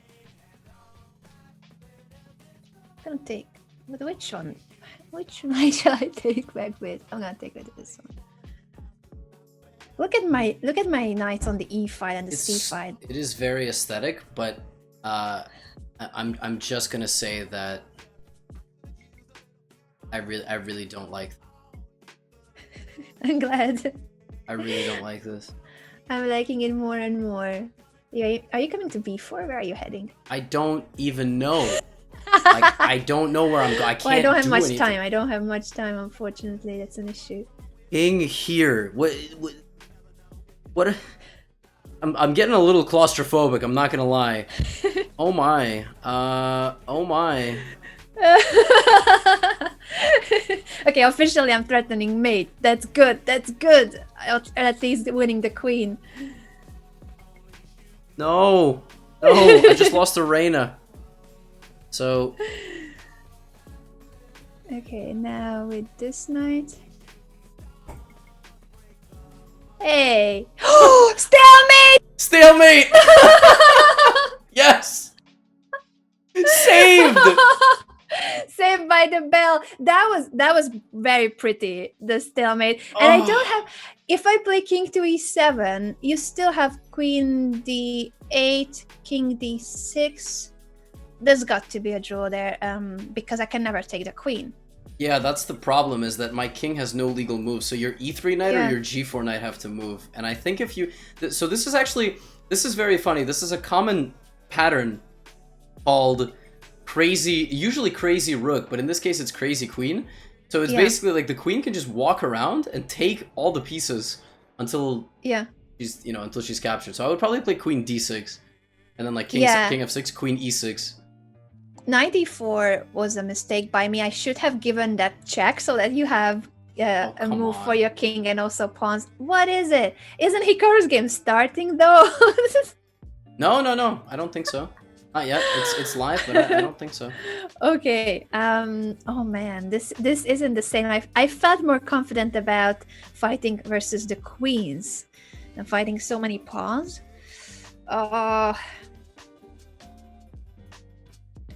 Attack. So yeah, there you guys actually can if you really want to learn something from that game, that was saving a worse position, getting into some sort of stalemate. Somebody in my channel just requested an opening and redeemed channel points for it. We are just playing some odds games in the middle of doing commentary on an event, so redeeming channel points right now is a little bit of a peculiar decision. At the same time, redeeming channel points for voices and impressions is also a bit... I'm not just gonna... That one's a bit more passable, but that is just a... You're supposed to be a chess player. You're supposed to think ahead. That was not well thought out. All I can say about that, unfortunately. Oh man, I really don't like this endgame. What am I even supposed to do? To stop your pawns on the long run? I don't think... Isn't this just bad for black? I'm not sure, actually. I think black is okay, according to the engine, early on. Really? Yes. How am I gonna be okay here?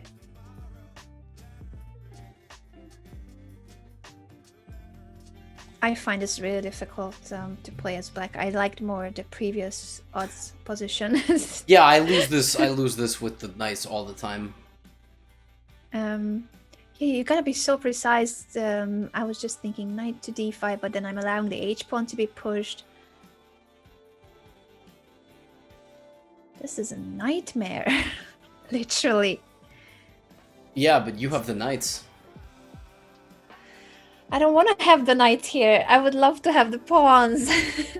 It's very easy. Yeah, it's tough because you just basically have to sit and wait for me to make moves. It's very tough. Let me just boot up my engine. I think...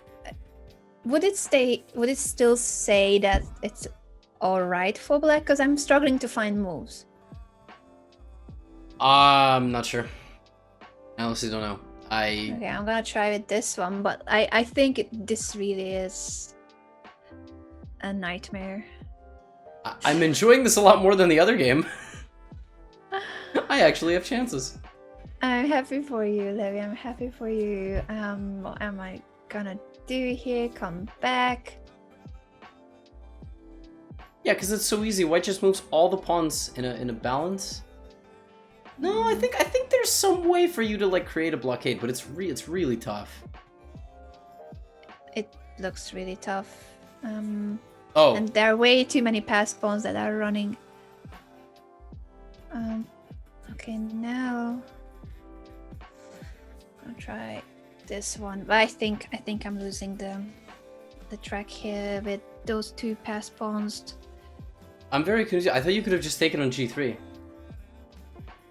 Oh, I was slightly worried about the queen side, but maybe I should have just taken and not care. Yeah, because this one doesn't help my cause, does it? Oh, yeah, I think you're very began. right. Would you like a draw? Well, that's too kind. I think you are winning here. No. It's listen. It's two titled players playing a game. Very high chance that it's going to end in a draw. We have the exact same Sicilian, by the way. No surprises, nothing changing out of Dubov. Interesting that he goes for the same. he's in a must-win situation. So one more time, Hikaru is leading with a point. This is the final rapid game. If Hikaru scores a draw or a win, he wins today's match and he wins the semifinals. He'll be the first player to qualify to the final if he wins today's mini match. Yes, which is amazing. That would be just an unbelievable sequence of days. I mean, of moves played, not losing to Dubov, and then sorry guys, this is the last game. It just rebooted. We're going to be looking at it from Hikaru's perspective. Okay, sorry, somebody in my chat went a little bit insane. What are we at? Right before we started playing odds, we were at 20k. We're at 17 right now. It's a very nice number. How are we doing? Yeah, winning or drawing this game for Hikaru is a $40,000 boost. A $40,000 game. Yep, that's the second prize. So he will win minimum 80k in case he wins today's game, and he'll be the first player once again to make it to the final. Magnus Carlsen is not qualified yet. He's leading in his semi-final match against Ding Liren, but he still needs to win one more mini matches, one more sets. Now here's a question: what the heck is C4? C4. That's a very good question, Levy. I think. Didn't you just take that? Oh, because it's +2, but I don't really know why. I guess you're just running straight into the discovered attack. So, super similar position as we had in the first round. Again, very aggressive kingside play from Hikaru. He takes on f6 once again, and now does Dubov play? Wait. Bishop takes. There's queen d6. I mean, aren't you just down a pawn? How are you going to win this?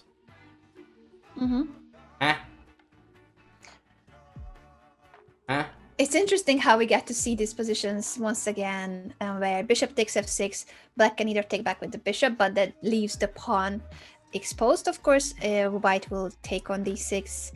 That is still playable oftentimes in Sicilians because black has the pair of bishops as compensation for the pawn and quite some activity. But is it really the way to play when you are already a point behind? I mean, of course, it was very difficult for Daniil Dubov to try to bounce back in the final rapid game with the black pieces when Hikaru is in great shape. He has been dominant in this match against Daniil Dubov. I don't know. Tough spot for very sure. tough.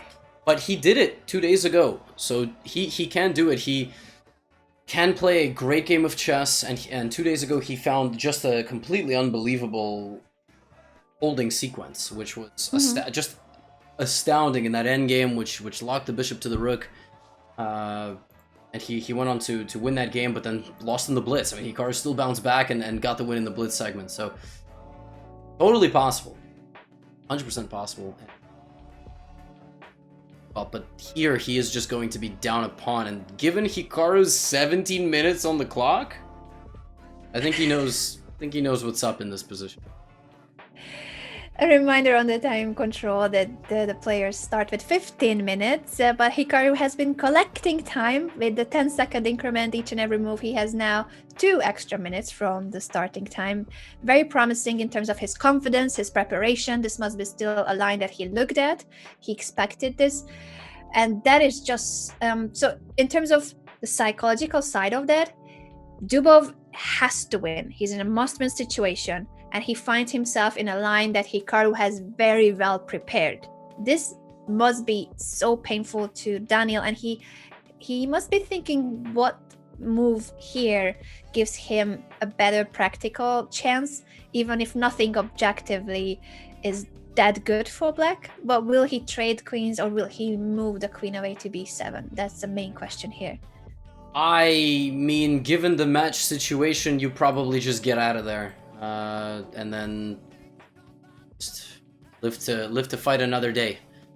Keep the queen on and keep on fighting. The problem is that if you keep the queen on, I don't know how you're gonna castle. So Yes, very logical would be to keep the queen on the board to have better practical chances for making the position messy, try to aim for a queenside attack. But yes, the queen on d6 is a really powerful piece, cutting the black king through the a3 f8 diagonal, not letting it castle. Very tough situation for Dubov. Understandably spending some time. At this point, not just spending some time, really contemplating life. And queen a7, he says, why did I play into this system? Why did I just so stubbornly play c5? Maybe if I played the Caro-Kann, I would have gotten some better positions. Folks are also in the chat saying, why can't he take on c4? That would result in plus 10 position because of queen takes d7. And so you have to move the queen to a7 and guard the bishop. What does Hikaru play here? Looking at the rest of white's pieces, so the queen on d6 is brilliant, the rook on d1 supporting the queen, open d5, but the rest of white's pieces, including the two minor pieces and the rook on h1, they all need to be improved. So first of all, how do you develop the king side? How do you make sure that this bishop can get out? For that, we will need to move the knight first, possibly, and then find the diagonal for the bishop. I saw some folks saying moves like b3, knight f4, e5, c5, a lot of different ideas. And the way I would encourage all of you to think about this position is you need to be aware of what black's next moves are going to be, which is actually how you should be thinking first and foremost. Queen a7, you should think, what does my opponent want? Well, probably black will go here to kick out the bishop. Kick out the queen, bishop e7. So let's say even e5. Like b3 is not going to solve your problems. For example, b3 is just a regular move, but it actually just plays into queen and rook, and probably just a4, and that just looks like it loses. Take, then taking on a4 and just break through. So no need to play b3. Definitely, that's the type of move, a hook that we were discussing the first day. Makes it easier for black to create a pawn break. So once you have your pawn on the third rank, a4 is an immediate pawn break, opening up the a5. That's exactly what white does not want to see, the opening up of files on the queen side. Exactly, b3 is that hook, as Anna just said, with a4 coming. So if no b3, a4... and you know bishop e7 is going to happen, how do you maybe you play a move like g3 to try to get out the light squared bishop, but don't forget, g3 could also be a very big mistake, primarily because I can play bishop e7 and bishop a4, and it's not so easy. For instance, like, what if I play rook d8, and my threat is bishop a4, with the threat of your rook and this d-file? So, not so simple. You need to be fast here with white. You can't just play natural developing moves. Knight f4 might run into the exact same problem. Bishop a4, rook d8, queen f2 even, with mate. That's mate. Queen f2 is mate on b2. So, crisscross applesauce. Yeah, this is definitely a dangerous position. So white should not allow any of this. If we bring the knight to d4 instead of f4 to say to the a7 queen that we are not allowing the queen f2 move to happen. And also you could argue that knight c6 is somewhat of a threat, is it? Well, depending on what black plays. If rook d8, knight c6 becomes a possibility, but queen f2 still, and then rook d... Wait, what is going on there? Then actually, probably... whoa, I put it on the board. I put it on the board. I did think rook d2, queen e1, rook d1 is at least a draw, because all Hikaru needs is a draw, right? That is true. So rook d2, yes. queen e1, rook d1. Yes. I guess I had dono sounds on. Oh, that was pretty cool. Just all the monkas. That was no, that's actually kind of funny. That was me. So I don't have. We have to turn TTS off for these things, but I guess I didn't turn off my my sounds. Kind of funny. So my sound, it made a noise, but. Oh, I see.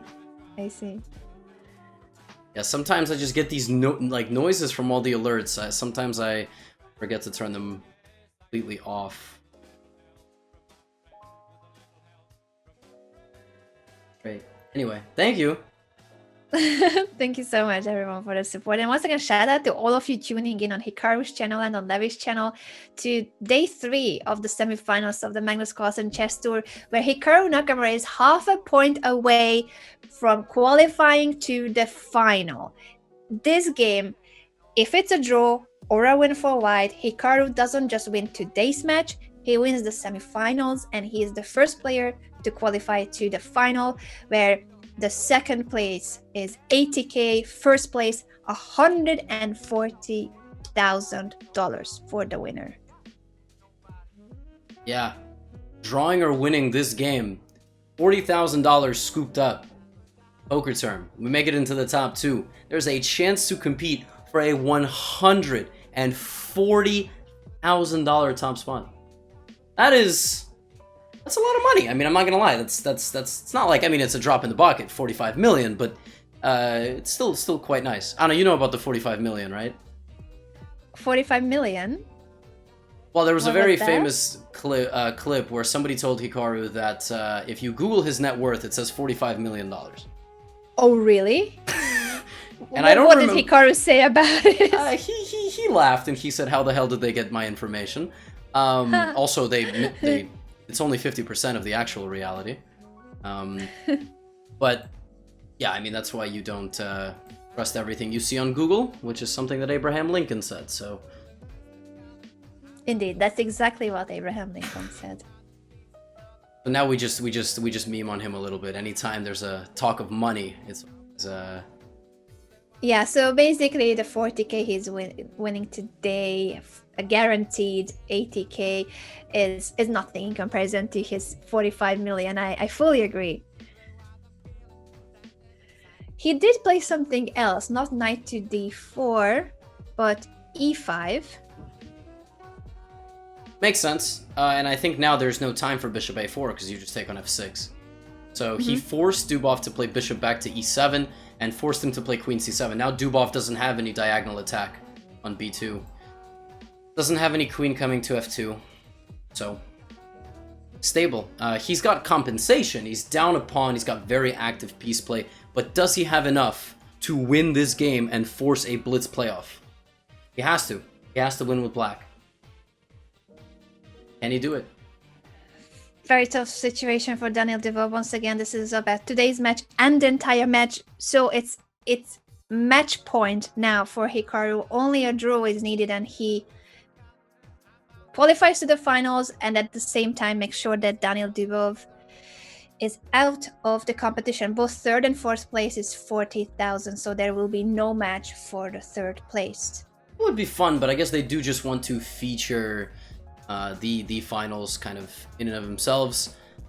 It would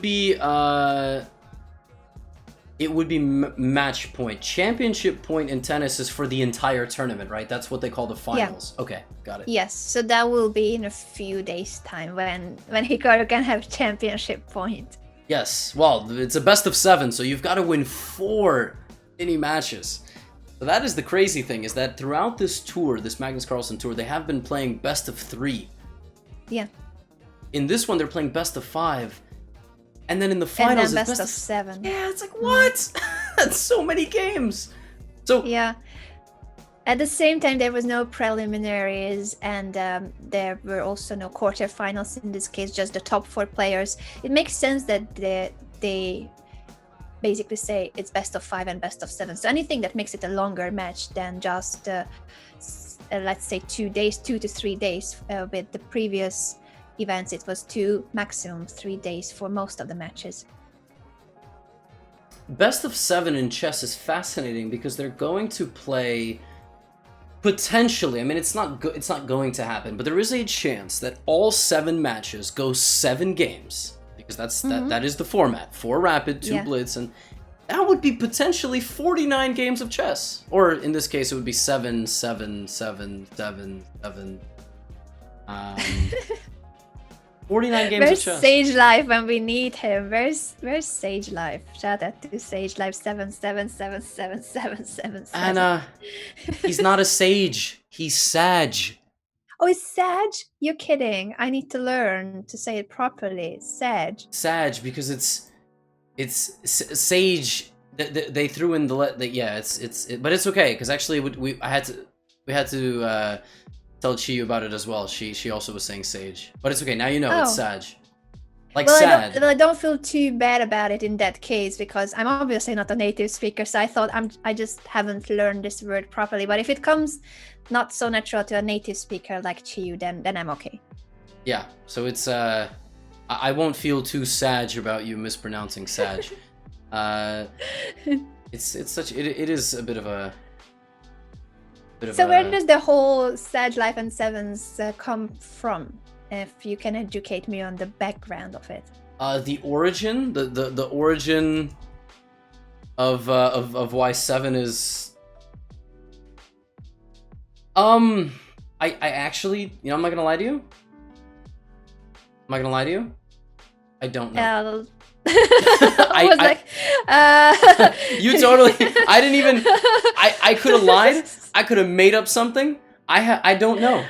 I would have believed whatever you say. So if you didn't preface it like that, I would have believed whatever you say. Right, but like here's what I know that from my experience, the way I was introduced to it is that it just sounds really funny on TTS donations. There's like certain things like Portugal sounds really funny, and then like there's different ways to make the text to speech beatbox. I've seen 7 all over the place, and that like from there. So it's like 7s in terms of like TTS, but in terms of like the actual origin of 7, yeah. So could be simply because of TTS, and a lot of streams do have TTS on, so it has become a meme Twitch culture. Oh, there you go. There's ways to like mess with the pitch apparently of Brian when he yeah, Brian's a very particular kind. Okay, yeah, actually, is that really it? It just makes it makes it speed up.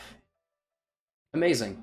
So really, there you go, chess boomers right here getting a lesson. We were late to the party. We were late, but I think in terms of the position of Hikaru, he is definitely not late with the kingside attack that looks really promising. So pawn up for white. More space. Look at that central domination with the queen on e4, knight on d4, rook looking good on d1. Ooh.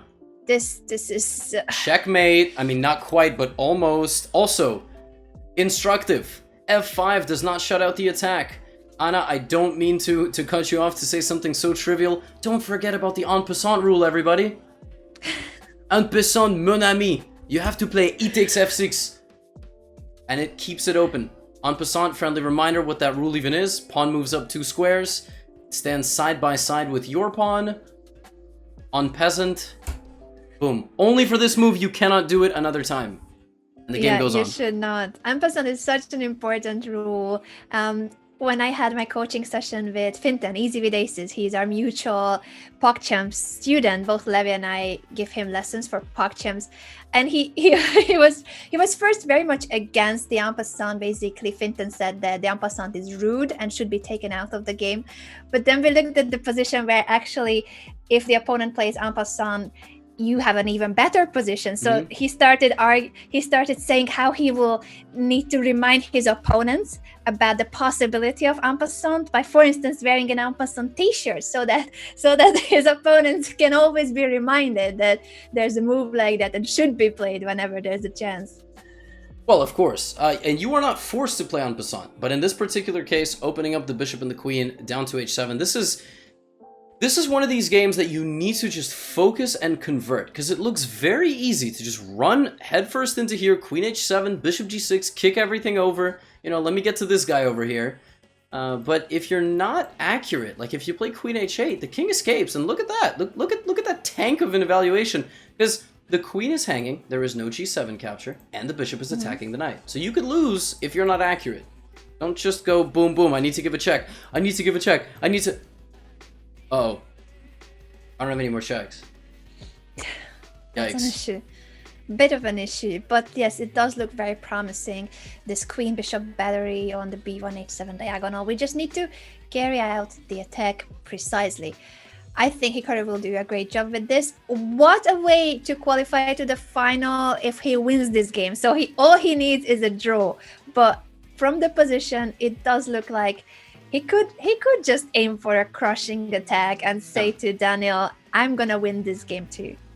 He can play a very common kind of motif. Queen h7, bishop's got the queen's back, but because the king is always threatening to escape via e7, a common idea will be something like rook e1 and even knight f5. So this looks very promising. Bishop g6, and then you're threatening to just win rook. Rook e7, watch this. Boing. Queen h8 mate. Because the rook has then... Yeah, that's a very nice motif to show to our viewers how the e-file is super important, and that e7 square for the king to escape, so rook e7 fails to queen h8, and in general that position looks just like curtains. I wonder if he will play queen h7 or g4. G4 is on the board. Or played. This has been featured prominently over the course of the day. G5, queen c5, blitzed out by Dubov. Alright, we're trying to figure out if we're going to go Boeing or hydraulic press, but attacking the knight on d4, if queen h7, king f8, I think you still have to play the bishop out. Retreating now doesn't make a whole lot of sense, but you can just move the knight.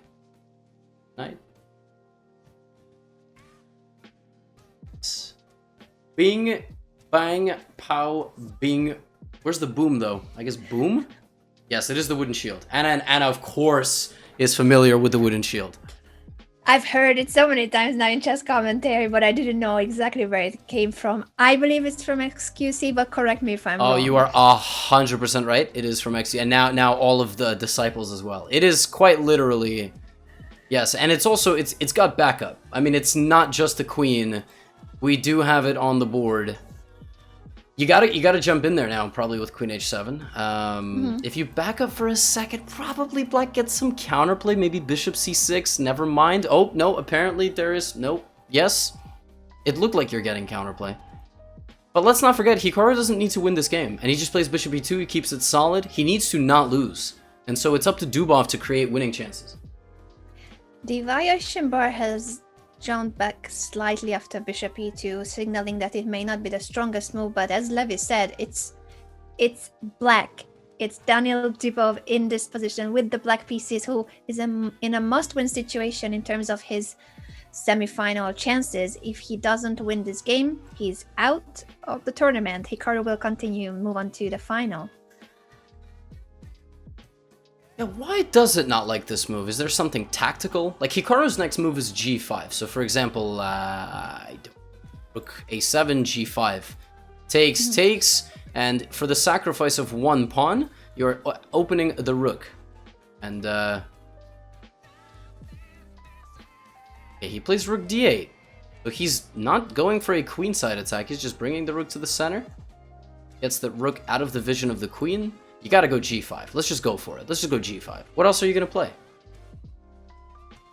What else are you gonna G5 play? has to be the idea. There's just no other way of continuing the attack, and g5 has just been played indeed. So if black takes the pawn, that looks like a very terrible decision. It opens up the h file for the white rook, and there will be all sorts of mating patterns. He does take it. What?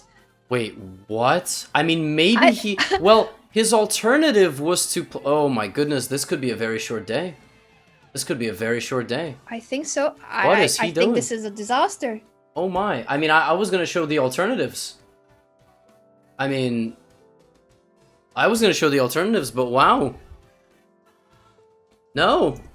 There are no alternatives. He believes... Yeah, he must believe that the king will be okay on f7. So even though we have queen h7 check, the black king can move out to f7 and there's no follow-up check. But in that position, if we get the bishop to h5, so f4 and then bishop h5, why is that not a winning position immediately? It looks very promising. I mean, it just looks very, very promising. This does not look nice at all. He is basically trying to say, Hikaru, thank you for the sacrifice of the pawn. You are not going to beat me. f4 has been played with 7 minutes on the clock. It is more than enough time for Hikaru to find that. He does that for a couple reasons. The most important is that there was no queen e5. And now if you play rook here, queen f2, and just jump in, I think you are winning. Mm-hmm. And I think the variation will go something like here, queen f2, queen h7, king f8, queen h8, king e7. Where's our win, Anna? Where's our win? Rook g7. Nice. Bishop takes, king d6, queen e5. That's winning for sure because the king can't escape. Yeah. Then the other rook comes on h7. This is a very instructive way of how, first of all, that pawn sacrifice g5, opening up the h5 for the white rook, and now with the g5 open, the other rook will join the attack too. Hikaru is taking his time because he has still plenty, and he knows that he's extremely close to closing the match, qualifying to the final, and guaranteeing himself $80,000 with a chance of winning $140,000 in case he wins the final. Rook d3 is still obviously extremely strong. I'm just a little bit perplexed. I guess he didn't like that the knight was hanging on d4. Fine. Rook d1, rook d3 is all the same. Queen down to f2, rook f1. Oh! He spotted repetition! And he's happy with that because that finishes the match. That yes! Hikaru has spotted a repetition with rook h1, queen f2, so he's not even going to... He understands that Dubov tried to play too aggressively to create winning chances for himself, so he's going to do the kind of sportsman-like thing. He's going to force the draw with rook f1, rook h1. He's not going to rub it in or you know, punish Dubov for playing too aggressively.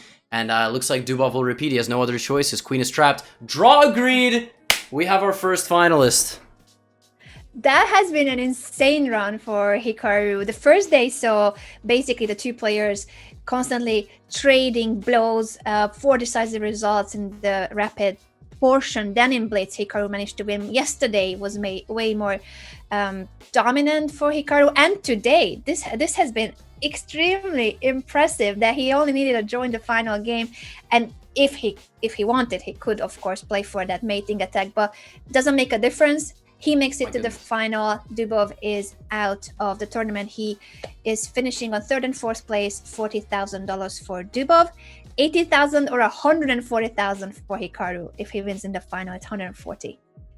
I was trying to anticipate when I would have to start talking, so I was rapidly editing the spreadsheet, dropping text colors, background colors, but wow. Wow. The time does keep running, but a huge result. A clean sweep. 3-0. And we pick up the $40,000 paycheck. $80K guaranteed. And this is what you want. This is why we're here. We're very close to the finals we all want, but don't deserve, right? Hikaru and Magnus in the finals. It's becoming a reality. Magnus Carlsen is leading his match against Ding Liren. He still needs to win one more mini match. So in the other semifinals, Magnus Carlsen has won 2 of the sets. Ding Liren has won 1. You need to win 3 in order to qualify. So they will be back tomorrow, while Hikaru will start his match in the final in 3 days' time, actually.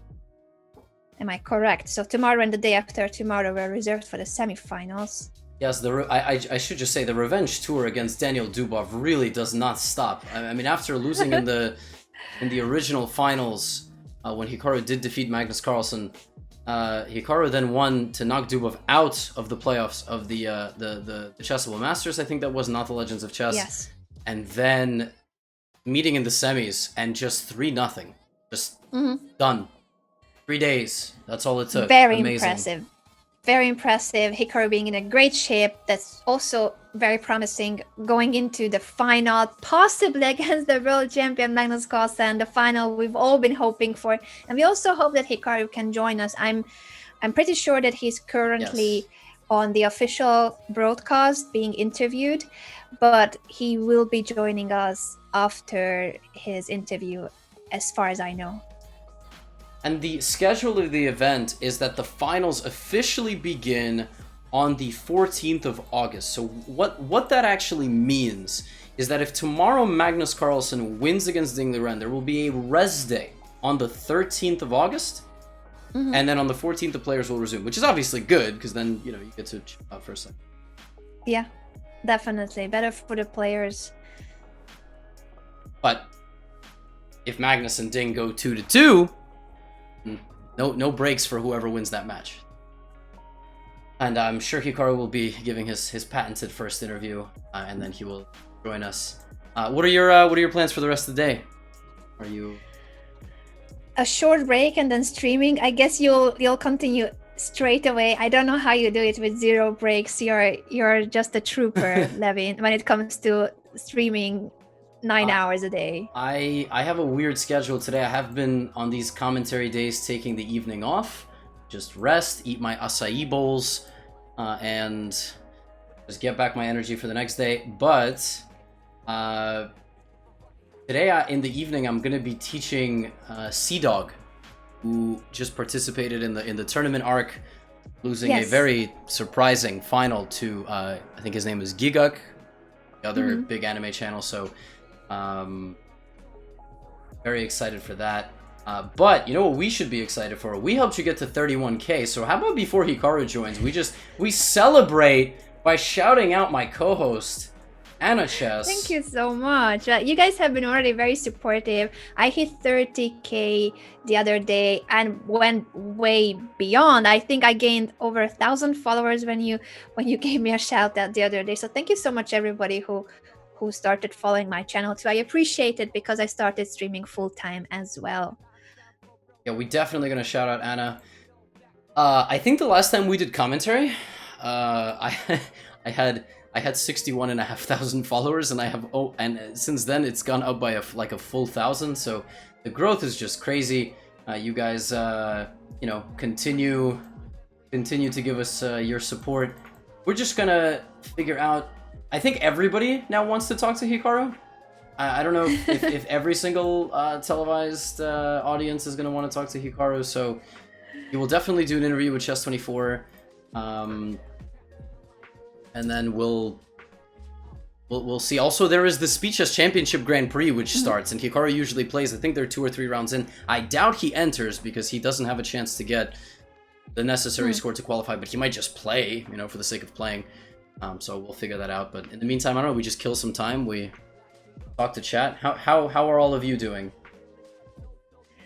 Also, thanks so much, everybody, for the positive feedback in both chats, both on Hikaru's channel and on Levy's channel. I really appreciate the kind words and people saying that we make a good commentary team. I'm very happy to see that. Also, I felt like that on our day 1 broadcast too with Levy, but it was funny because you never know how the dynamics will be when you did not work previously with the person you are hosting the event with. So in our case, we've known each other with Levy for years by this point, but we never actually got to work on the same event. We've had plenty of ideas, especially Levy with the sub battle championships. We may still go back to that idea, I think, who knows, in the future. But it's just a great feeling when, even though we never worked together before, it felt so natural the first day we got to broadcast the semifinals, and I feel like that ever since. So it's always a pleasant experience. Thank you so much, Levy, for being an amazing co-host and running the show. Levy's doing all the Excel. You guys have seen the coloring, the little X's there. So this is high-end production, and that's all thanks to Levy with the Pedda Hikaru gifts included on screen. So huge shout out to Levy, of course. And you guys should follow his channel if you're not following yet. Thank you. Yeah, we might hit 63K soon, which is just, I mean, that's just wild because the other day we celebrated 60. So it's nuts, and then soon it's gonna be 500,000 on Hikaru's channel. Like that is wow. That is wild. That is wild. Thank you so much, everybody, for the support. By the way, I just pulled up Chiyu's game. So she is playing Entitled Tuesday, and I know she lost this game, but she started her first 2 rounds by beating a 2650 IM and a 2640 GM. So Chiyu on fire. A lot of you asking, where's Chiyu? Chiyu is playing in the Speed Chess Championship Grand Prix. So there you go. Yeah, she's crushing it. That is really impressive. She's playing extremely well. Do check out her channel too if you haven't done so yet. But I'm impressed. She's just crushing everybody, totally disregarding how high rated and experienced her opponents are. Yeah, I think this is sort of what happens in Title Tuesday, or rather, now it's renamed the Speeches Championship Grand Prix. But there, we do have some other big game screen. Anna, we might as well just cover Title Tuesday as well. Like why not? Sure. Let me know which game I should follow. Let me know which game I should follow next. Because the thing is, I don't want to take a break. I don't want to put it on the break screen, because then everyone's gonna be like, oh, how much do I have to wait? It's much better to have us on, just talking about whatever. Then we don't know. Hikaru will get interviewed for his victory, but then maybe Vanity Fair wants to talk to Hikaru now. Maybe is there a website or a sports like magazine for esports? What is like the premier destination to get your news about esports? You know? Good question. I'm not aware, but there must be something. Also here on Twitch, I'm guessing there are already kind of like news shows as well that would sum up the main things that happen in esports and just in general Twitch streams. Drama, of course, always drama has to be highlighted in some show. But yeah, that's a good question. I would love to know if anyone in the chat, if any of our viewers know what's the primary source for esports, and if you are into esports in general, where do you read about it? Where do you watch a recap? Is there a news show? I'm looking at the chats in case we are gonna be educated about the sources to go to. Wow, I just put up some games on the screen from the event. Well, put games up. Or Anna, you should jump in the pool and play. No, I don't think that would be allowed, because then we would be mutually talking about your game. Yeah, I think after Hikaru joins us, we're gonna first of all have a blast. We have one of the finalists of the entire Magnus Carlsen chess, so he will be joining us shortly.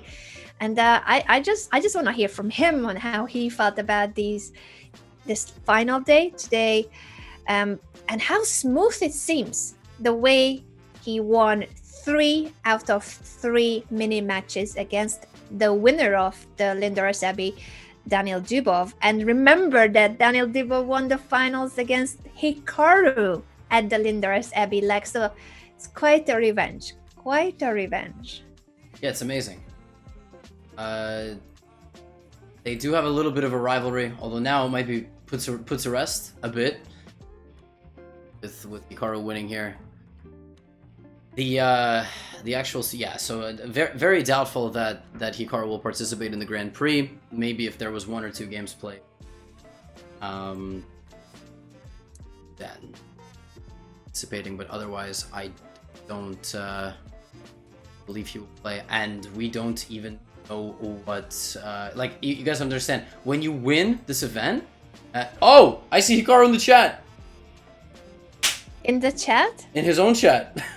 Oh, great! Wow. Is he being held captive on the official broadcast? Can he join us? No, I think he might take a